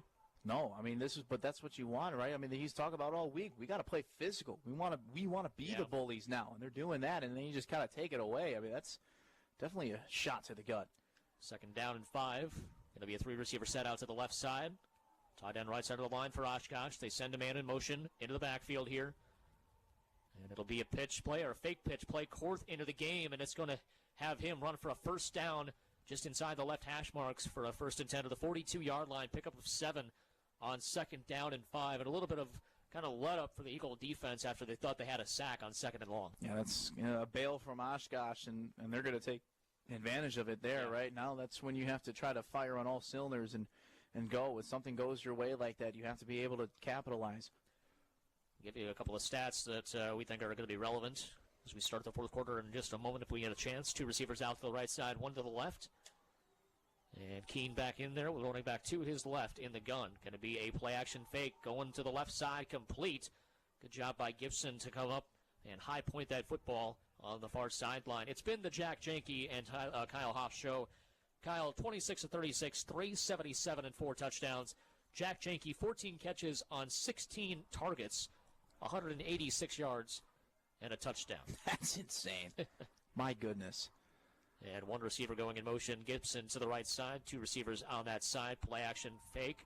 And a rollout to the right. And Gibson's going to be able to get the catch. And he was beyond the line of scrimmage. Never got set as he went in motion. Just continued upward as the play was snapped. And so I think we're going to get a penalty on Gibson. Yep, illegal shift there on the Titans. And this is not the Canadian Football League where you kind of just run wherever. 5-yard running start, right? You still got to, even the CFL, you still got to be able to be behind the line of scrimmage by the time it's snapped. So, nevertheless, obviously, Cole Speaker, former UWL great, has learned that kind of rule change up there with the Montreal Alouettes. 2 receivers out to the right side, 1 to the left here. Keene with a running back to his left. And he has a 5-step drop, goes to the flat, complete to the running back. It's going to be a gain of about 3 or 4 as wisely getting out of bounds before he got clocked was Velasky. And it'll bring up 2nd down and 12 after the penalty. Got about 3 yards back. I just love the coverage downfield from UWL to where the only option for Keene is to just dump it off to whoever the halfback is, that time being Valevsky. And it's just been really good coverage in the secondary from UWL. 13:08 to go in the game. 42-6 UWL, play action fake. Pressure is on, going to the right side. That looked like a hold on Christian Powell. No penalty comes, and now it's going to be a catch. Tier Severson got turned around, and the throw to the sideline was caught there by number 8 for EW Oshkosh, and that was Gabe Munoz, the wide receiver. Nice kind of turnaround catch by him, and it's 1st and 10. I didn't see that one coming. I was looking for a holding call as well, but there was 4 Eagles running after it. Then Tier Severson just kind of got lost there. 3 receivers left side, 1 right, going deep down the right sideline, and that's going to be caught for a touchdown. Bryson Mazur trying to fight that time with the receiver, Jackson Brush. And Brush makes a great one-on-one play, and that's the first touchdown of the afternoon for the Titans, who are now trailing by 30 with 12:42 to go in the contest. That's a really good catch from Brush. I'm surprised we haven't seen too many shots like that from Oshkosh, taking that risk. I mean, you might as well when you're down, right? But I mean, they do it now. It's not the end of the world from UWL. I still like some things there defensively, and you just kind of imagine what would this drive look like if they counted the sack. It'll be Axel Veratrejo with the extra point. Good snap, good hold. Pressure off the edge, getting quickly, and you want to see that for the special teams. Still fighting to possibly get blocks late in this game, but the extra point is good. And so after the touchdown to Brush, it's 42-13, 12:42 to go in this contest. UWL will get it back after this. This is college football on WKTY. AI.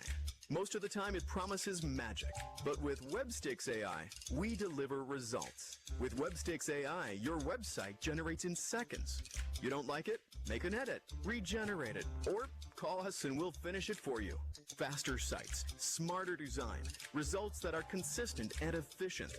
Give it a try right now at websticks.com. Stunning sights, more clicks, web design from WebSticks.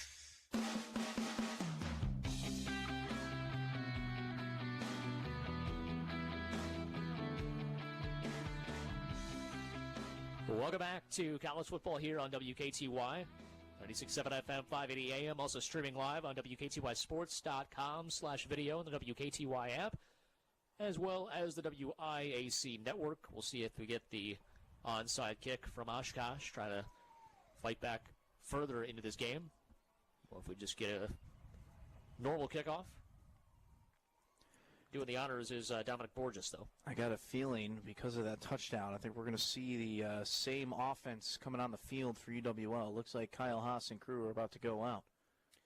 42-13. Here is the run-up, and it is going to be a kickoff deep.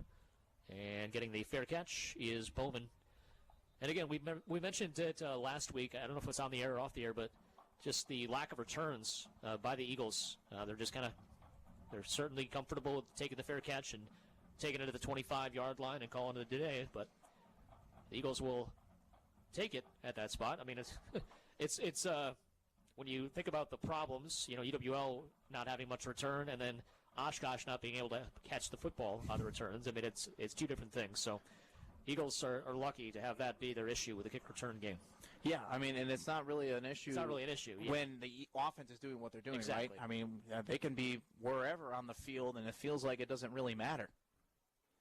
I think it was a motion to the right side. Two receivers out to the right. Going to be a handoff up the middle. Good patient run, pushing the pile out across the 30. Getting to the 33-yard line. Good run up the gut. Going to bring up 2nd down and 2 coming up for the Eagles. Waiting for the number to come off the pile. It's Brady Kuhn with a nice run. And I just like the personnel is pretty much the same, but this is where you can still slow things down a little bit more now, right? We're finally into that final quarter, and I just love the running the football to start and let the power back and Brady Kuhn try to create some space up the middle. Tight end left side of the line, two receivers out to the right side again. Kuhn's going to go in motion into the flat and now out wide as a receiver to the right side. Trips receivers that way. Kyle Haas, pressure in his face, rolls out to the right side. Still trying to find space and wisely throws it into the Titans bench area. That'll be 3rd down and 2. And I wanted to mention, getting some younger players involved and not just throwing them to the Wolves. I mean, you saw, Claire, it was kind of just a bunch of backups against the starters. You're having guys, it's kind of a piecemeal effect. Mm-hmm. You're having guys that you're trying to get more playing experience, but they're playing next to starters. Mm-hmm. So you're not just saying, hey, let's just key in on this freshman, Brady Kuhn. You got Kyle Haas in there. You got Jack Janke in there. You got everybody involved. You're just getting more reps for these younger guys, but it's meaningful reps because they could possibly have success. It's going to be a handoff again to Kuhn. He's going to break through an arm tackle, get the 1st down. Needed 2, got 2 to the 35-yard line. Well, it's like a next man up mentality, right? I mean, look at the situation that the Eagles offense is in right now. Gabe Lynch is gone and Brady Knott's gone. So, I mean, you never know what could happen to any of these receivers. Hopefully not, right? But you just never know. And same with the offensive line. So mix in these guys a little bit, play with these starters, because their name might get called. Yeah, in these formations. You might be playing with these guys, with these starters at the end of the day. And obviously we hope not as far as a necessity, just based on health is concerned. But things happen, obviously, in the WIAC. So it's good to see them getting that success with the starters on the field. Here's the swing pass to the right side. And spinning off a tackle and getting about 4 yards or so. Again, Stephen Piontek, the sophomore from Oak Creek, gets about 4 yards.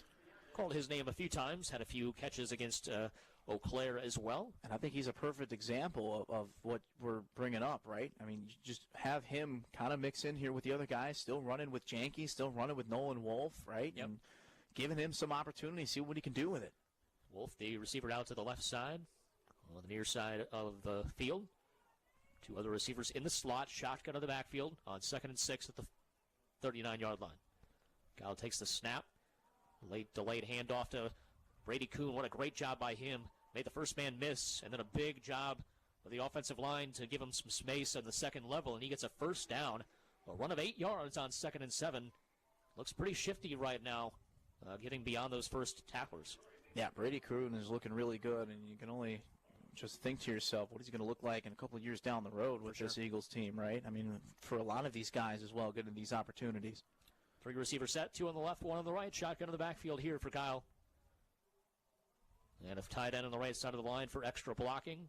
Again, a handoff, big hole up the middle. Brady Kuhn runs over a Titan, and it's going to be a 9-yard gain, make it 8.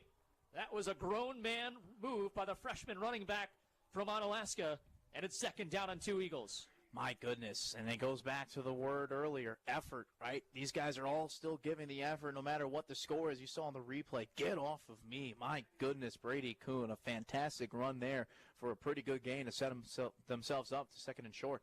Going to be 2nd down and 2, receiver on the left side, 2 on the right, Piontek and also Jack Janke out wide, 2nd down and 2 coming up here for UWL. In the gun is Haas. It'll be a handoff again. Again, no hesitation. That's what you like to see from the freshman, just going straight north and south running. And that makes it another first down, this time to the 42-yard line for the Eagles. And again, Coach Janke talked about it. We'll use that running back room until we don't have anybody left. Yeah, I mean, and ride the hot hands right now. If the running game's working, keep doing it. And this is kind of what they did earlier when they put the passing game in Jack Janke. If they're Oshkosh, take what they give you. If they're going to let Janke open, keep feeding Janke. If they're going to let you run the football with Kuhn and Lytle, keep running the football. And burn that clock. It all means necessary. 3 receivers out to the right side. Design roll out to the right. Plan will give him some more space. And a catch by Jack Janke breaks an ankle tackle and gets enough for the 1st and 10. And then the defender, frustrated, kind of picks up the yard marker and flings it into the air. But that's kind of when you know your day has been not going well. You're just throwing anything you get your hands on at 2nd down and 2. I mean, we got to be talking about some sort of game record of receptions in a game, right? Yeah. I mean, we got to be at least flirting with it. His name's got to be in the top 5. I mean, this has been an insane performance from Janke. 2nd down and 1. He had 14 going into the 4th quarter. Has to at least have 3 or 4 more. Here's Kyle Haas going to deep shot, post pattern. 2 defenders on Jack Janke. That's an easy pass interference. And the incompletion, defender looks back like, huh? What? Me? But that is a pretty easy call as UWL went for the kill shot there. And Jack Janke, I think, wanted one more big play before they take him out of this game for sure. Yeah, it looked like the double team of Chad Gehring, number 13, and I think number 7, Jake Shutter. And it's just hard to stop, right? I mean, you're doing everything you can now, and Janke running a deep post pattern over the middle of the field. Feels like you need all 11 Titans on him, and they are just all over him. And it feels like, yeah, Chad Gehring, the senior safety in help coverage, that's all you could really do right now. It feels like that's the only answer of stopping Jack Janke is having a pass interference, because if not, that probably would have been 6 more points.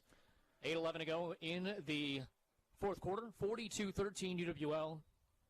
They have really not been challenged in this game. It just felt like they were not on cruise control, but in control nevertheless throughout. Defensively, offensively, whatever they needed to do, they've been able to do. Here's going to be Kyle Lynch, play action fake to him, going to Janke again, left side, gets inside the 10, and that's going to be a gain of about 7 or 8. See where they officially marked him out of bounds. It was officially at the 11-yard line, so a gain of 7, 2nd down and 3 coming up. I mean, we're going to definitely get the record books out. Who would have thought the end of the Jack Janke would have a day like this, right? This is certainly a Jack Janke legacy game. And the fact that he has taken over this wide receiver group, and he's only a junior too, folks. I mean, we have to remind ourselves that too. We got another year of him and Haas.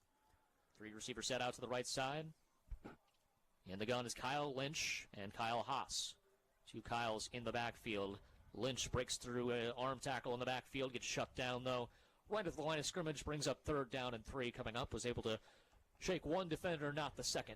3rd and short. And another perfect example right now, we're sprinkling in Kyle Lynch, another running back who's very young on this team, the younger brother of Gabe Lynch, obviously, but still running with the starters, the same offensive line and the same receivers, and running the same formations and the same play calling. Approaching 7 minutes to go in the game. 42-13 UWL. Trips receivers out to the right side. And a designed rollout to the right. Kyle firing to the sideline. Another penalty flag going down. Going for Janke again in the corner. Tackling him as he went to the football on a dive. And it's going to be an automatic 1st down for UWL again. Yeah, that was Chad Gehring one more time. Just one-on-one coverage. And it feels like, again, that's the only solution of stopping Janke. I mean, he just... Yeah. I mean, that was a full-on tackle, it looked like, and that's an easy call for the referee to make, who was standing right there at the close pylon right in front of him. I mean, I don't know what else to really do, though, if you're the Oshkosh Titans right now, because they keep calling 88's name, and they still don't have any answer other than these pass interference calls. It'll be 1st and goal at the 2. We'll see what kind of play call we have here. Even they keep going to Janke. There's got to be a reason for it. We don't have the record books ahead of us, but now we got Mosier in here, Drew. Yep, we got Mosier in here. We got Kyle Lynch to his left. Janke, though, still in the game. It's going to be a spin move. Late flag comes in at the last second. I think somebody might have moved early along the line for UWL. Kyle Lynch was close to getting into the end zone for the touchdown, but I think that would have been called back nevertheless. Yeah, it kind of looked awkward on that right side, the way the formation was lined up with all those receivers bunched up. I would imagine it's on UWL here.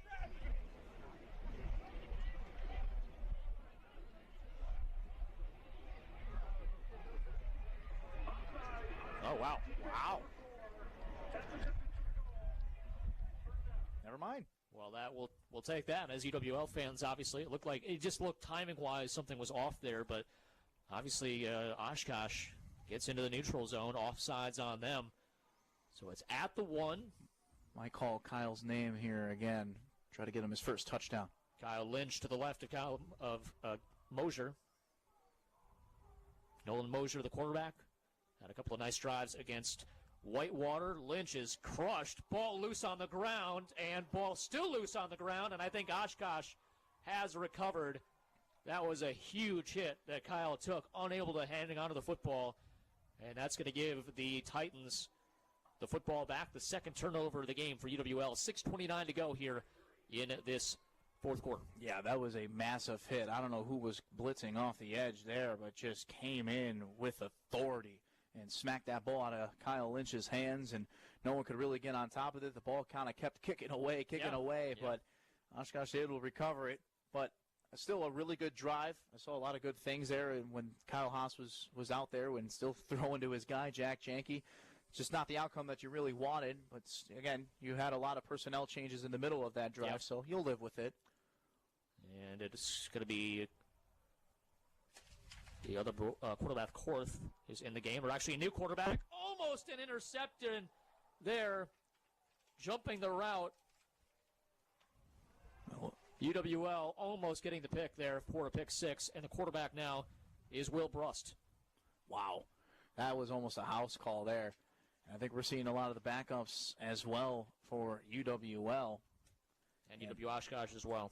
Yeah, that was just, man, could have been another 6 points. Just get it right back. Brust, pressure in his face. He's sacked. Thomas Luffenberg slams him to the ground. It's going to be 3rd and long back at the 13-yard line.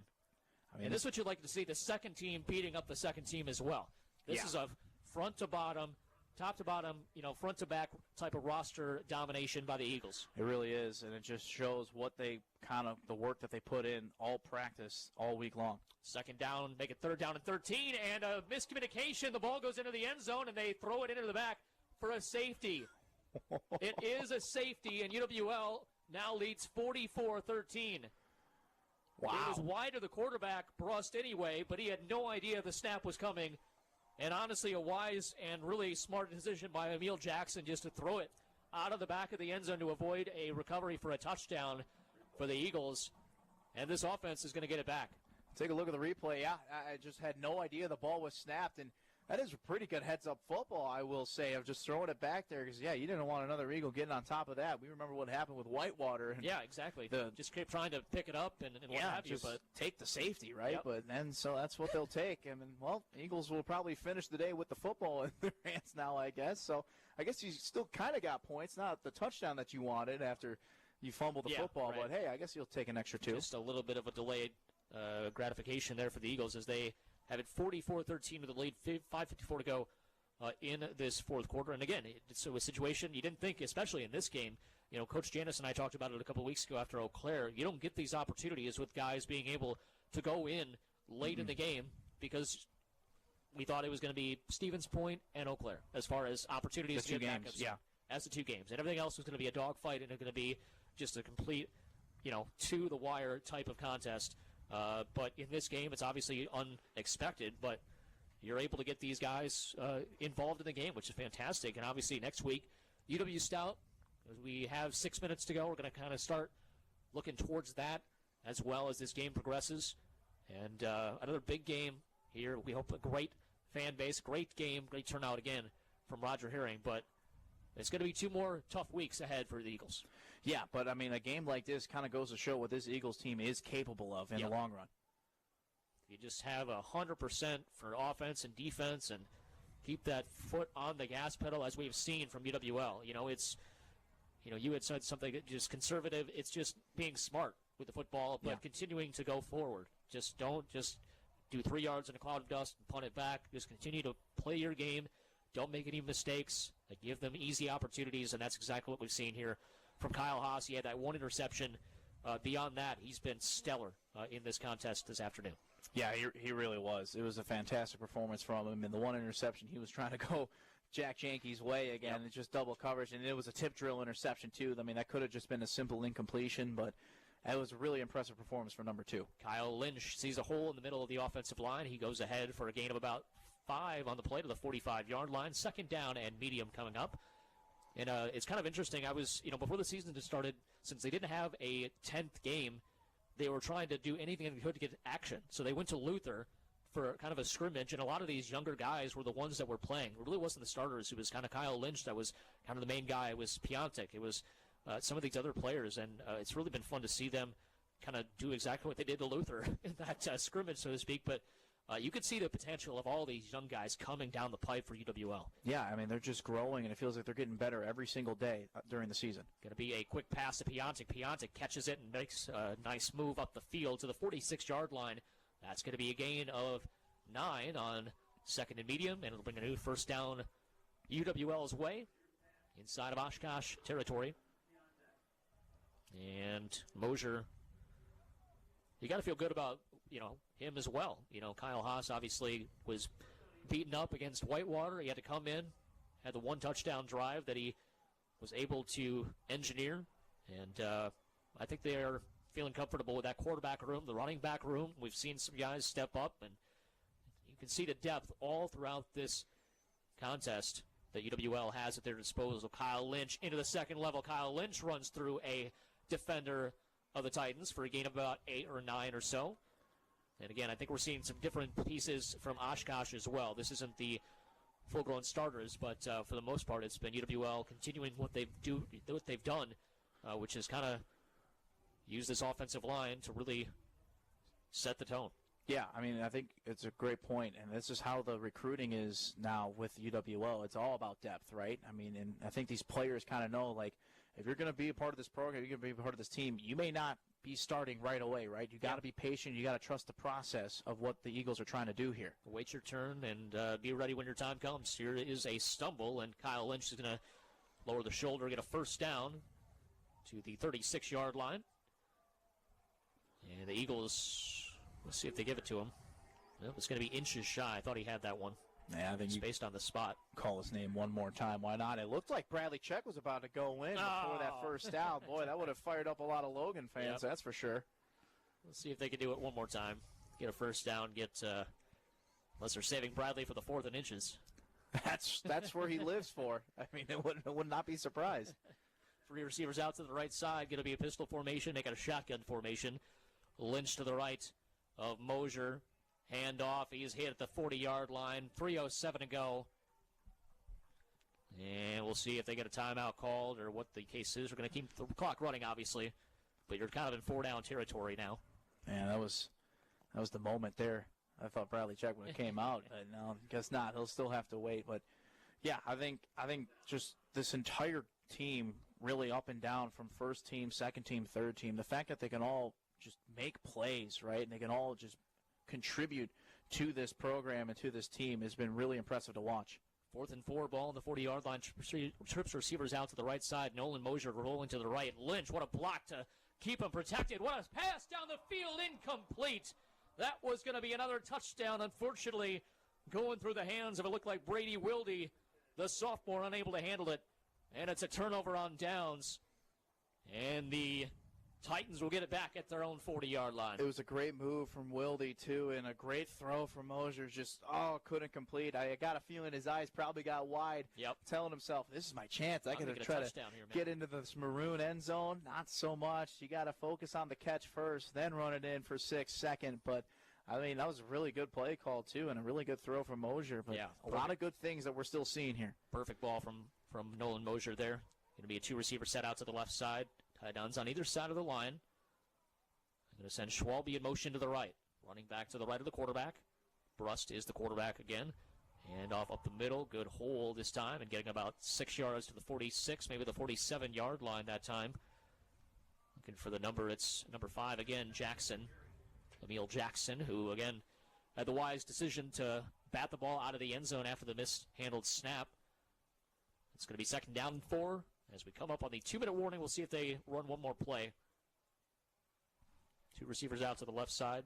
No reason They're not going to get not going to get it off in time. So that's going to be the 2-minute warning. 44-13, UWL with the advantage. We are going to take a 60-second break, wrapping things up from Roger Herring Stadium after this on WKTY.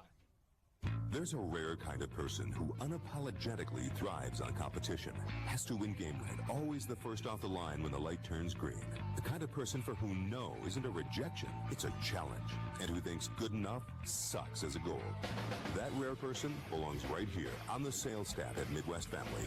So if persistent is your middle name, let's talk. Go to MidwestFamilyLacrosse.com, click careers, and get fired up by hard work and big rewards.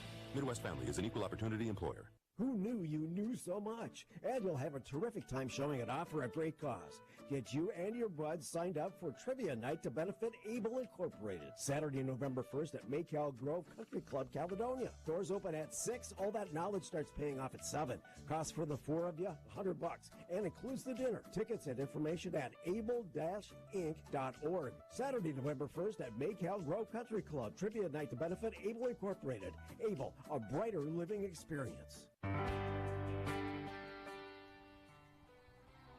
Welcome back to Roger Herring Stadium, and what a play we've got. Number 24 for UWL with the hit. Brady Hemmersback absolutely decapitates the backup quarterback. Number 4, Will Brust.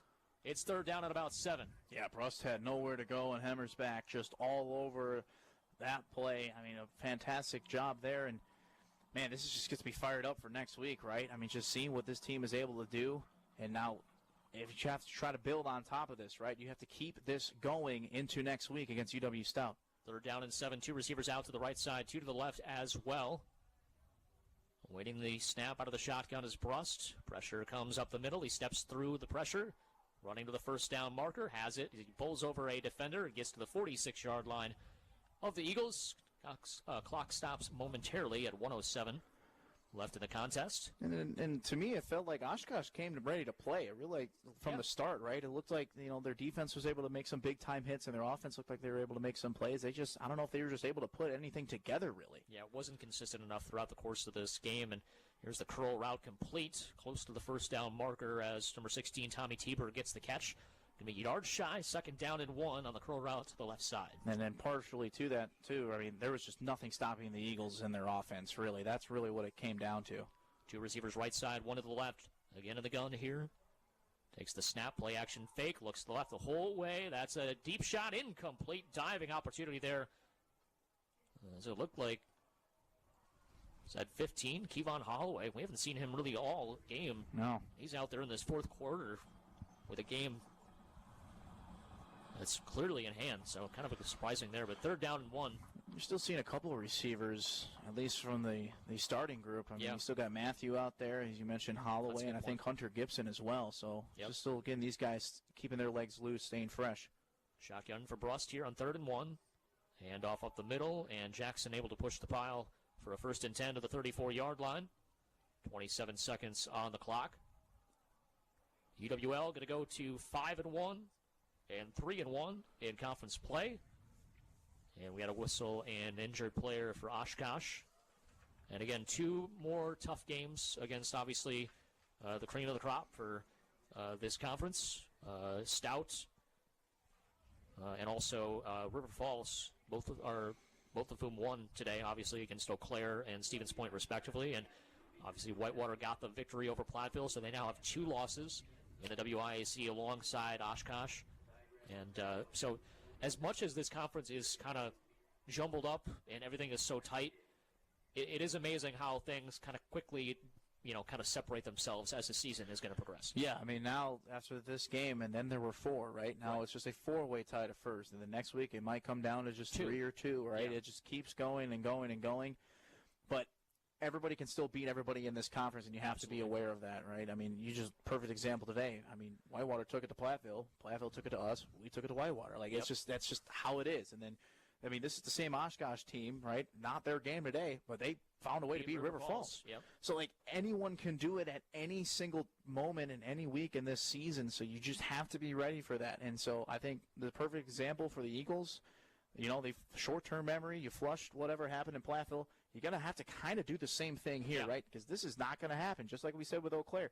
You're not going to get games like these a lot, right? So you have to have a short-term memory, reset, and focus on UW Stout next week. But at the same time, also remember how this felt as a defensive side, because this is exactly what you want to channel and bottle up each and every game, because you were aggressive, you were physical, you were able to be in position. There was not a whole lot of big plays that you gave up throughout the course of the game, maybe a couple busted plays here and there, but for the most part, they were on it defensively from the start of the game to the end of the game.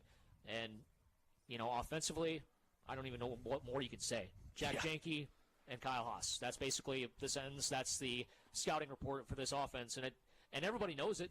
Everybody knows that Jack Janke is going to be the focal point and the target for this offense, and they can't stop it. I mean, like I said, we're still trying to get the stats or whatever, but at the end of the third quarter, again, he had 14 catches for 186 yards and a touchdown. He's way over that. I think he's over two bills for sure, and definitely in the conversation of receiving. Close to 20 catches. I mean, that'd be pretty close, I would imagine. Yeah, I mean, you mentioned, right? I mean, that was the offense going in today. Knowing that Gabe Lynch and Brady Knott were not available, everybody knew Kyle Haas had to have himself a day, right? I mean, Owen Lytle and Brady Kuhn, they can only do so much, and they're still very young. They're not to the Gabe Lynch and Brady Knott level yet, right? And everyone knew that, so it was up to the junior quarterback and Kyle Haas, and I think that's the reason why he was kind of a rotating captain this week. They knew what he was seeing in practice, and he stepped up. Pressure in the face of the quarterback, Brust. He is snowed under, a sack on the play for the Eagles, and they're dancing and they're having some fun, and the rest are going to stop him. Second down and long. They get back. They're still trying to call a play. You got to get back on sides. 3 receivers off to the right side, 1 to the left. Ruff's kind of saved him there.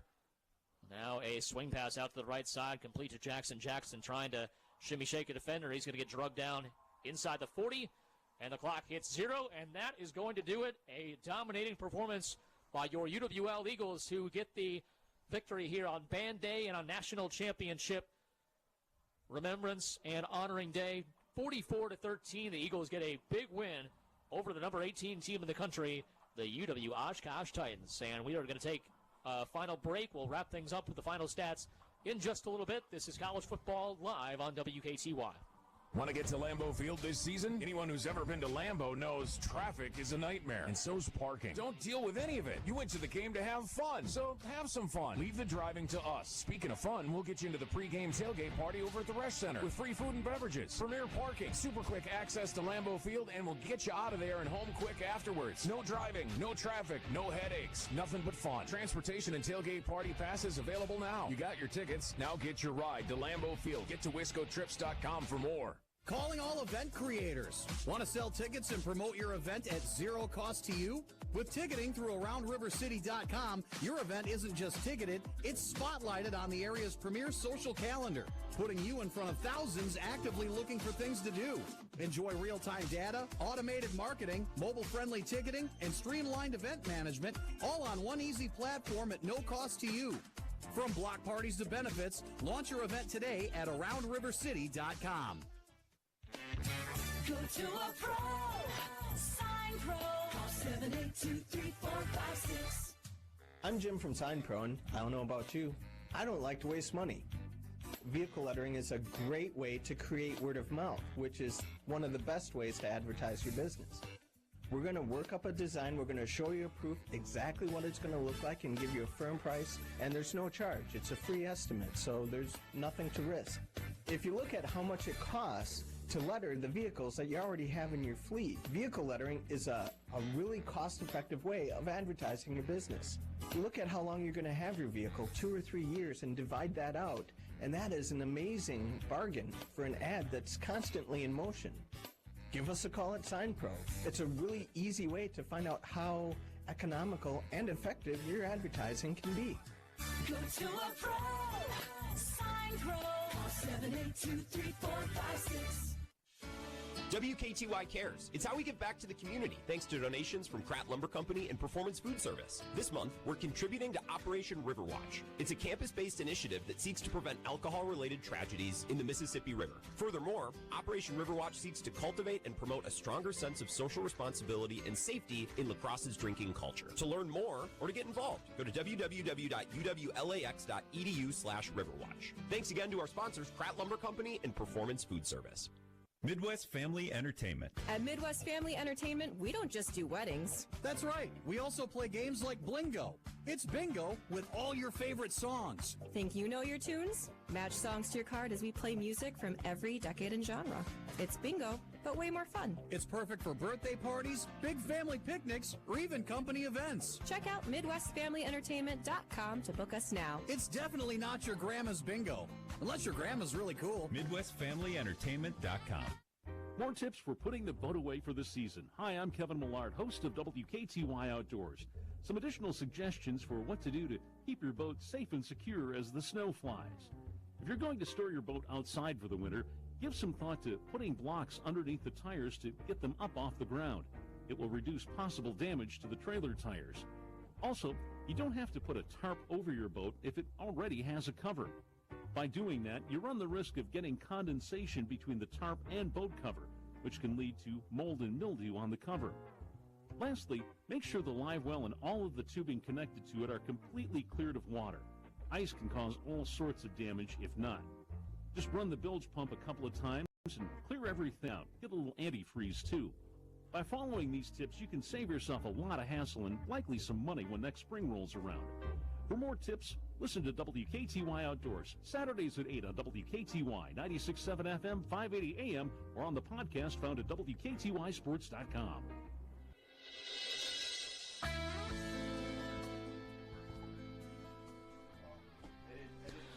Welcome back to Roger Herring Stadium. Drew Kelly live with you here this evening as we're just past the 5 o'clock hour. Appreciate everybody tuning in again on WKTY. Final score in this one, Eagles get the victory over Oshkosh 44-13. Just a dominating performance from start to finish for the Eagles. It started with a 63-yard touchdown pass to Marko Rajkovic to get the scoring started. Just a minute 38 to go in the game, and it never really stopped from there. Eagles had a total of 515 yards on the night. As far as the passing is concerned, Kyle Haas, absolutely fantastic. 29-41, 396 yards and 4 touchdowns for the junior. Jack Janke, 14 catches, 186 yards and a touchdown. Tyler Bowman, 4 catches, 43 yards, 2 touchdowns. Also had a passing touchdown to Nolan Wolf. That came in the second quarter as well. Actually, the first quarter, I should say. The second touchdown of the afternoon for the Eagles.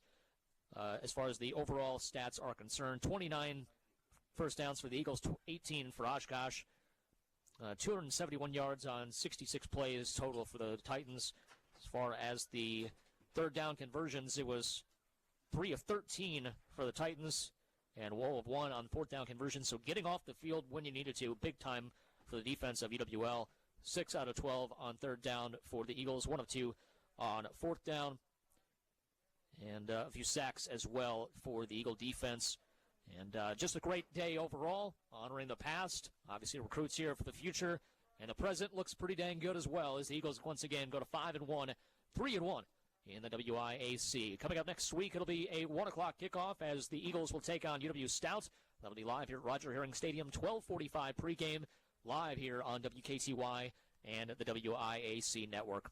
Thanks to everyone involved for this broadcast and our sponsors as well. I'm Drew Kelly saying so long. You've been listening and watching college football on WKTY. Have a great rest of your weekend. Good night. With Progressive, it's easy to reach customer service with our app, website, chat, or by phone. Because when getting help is hard, it's not help at all. A little help. A little hope over here. Thank you for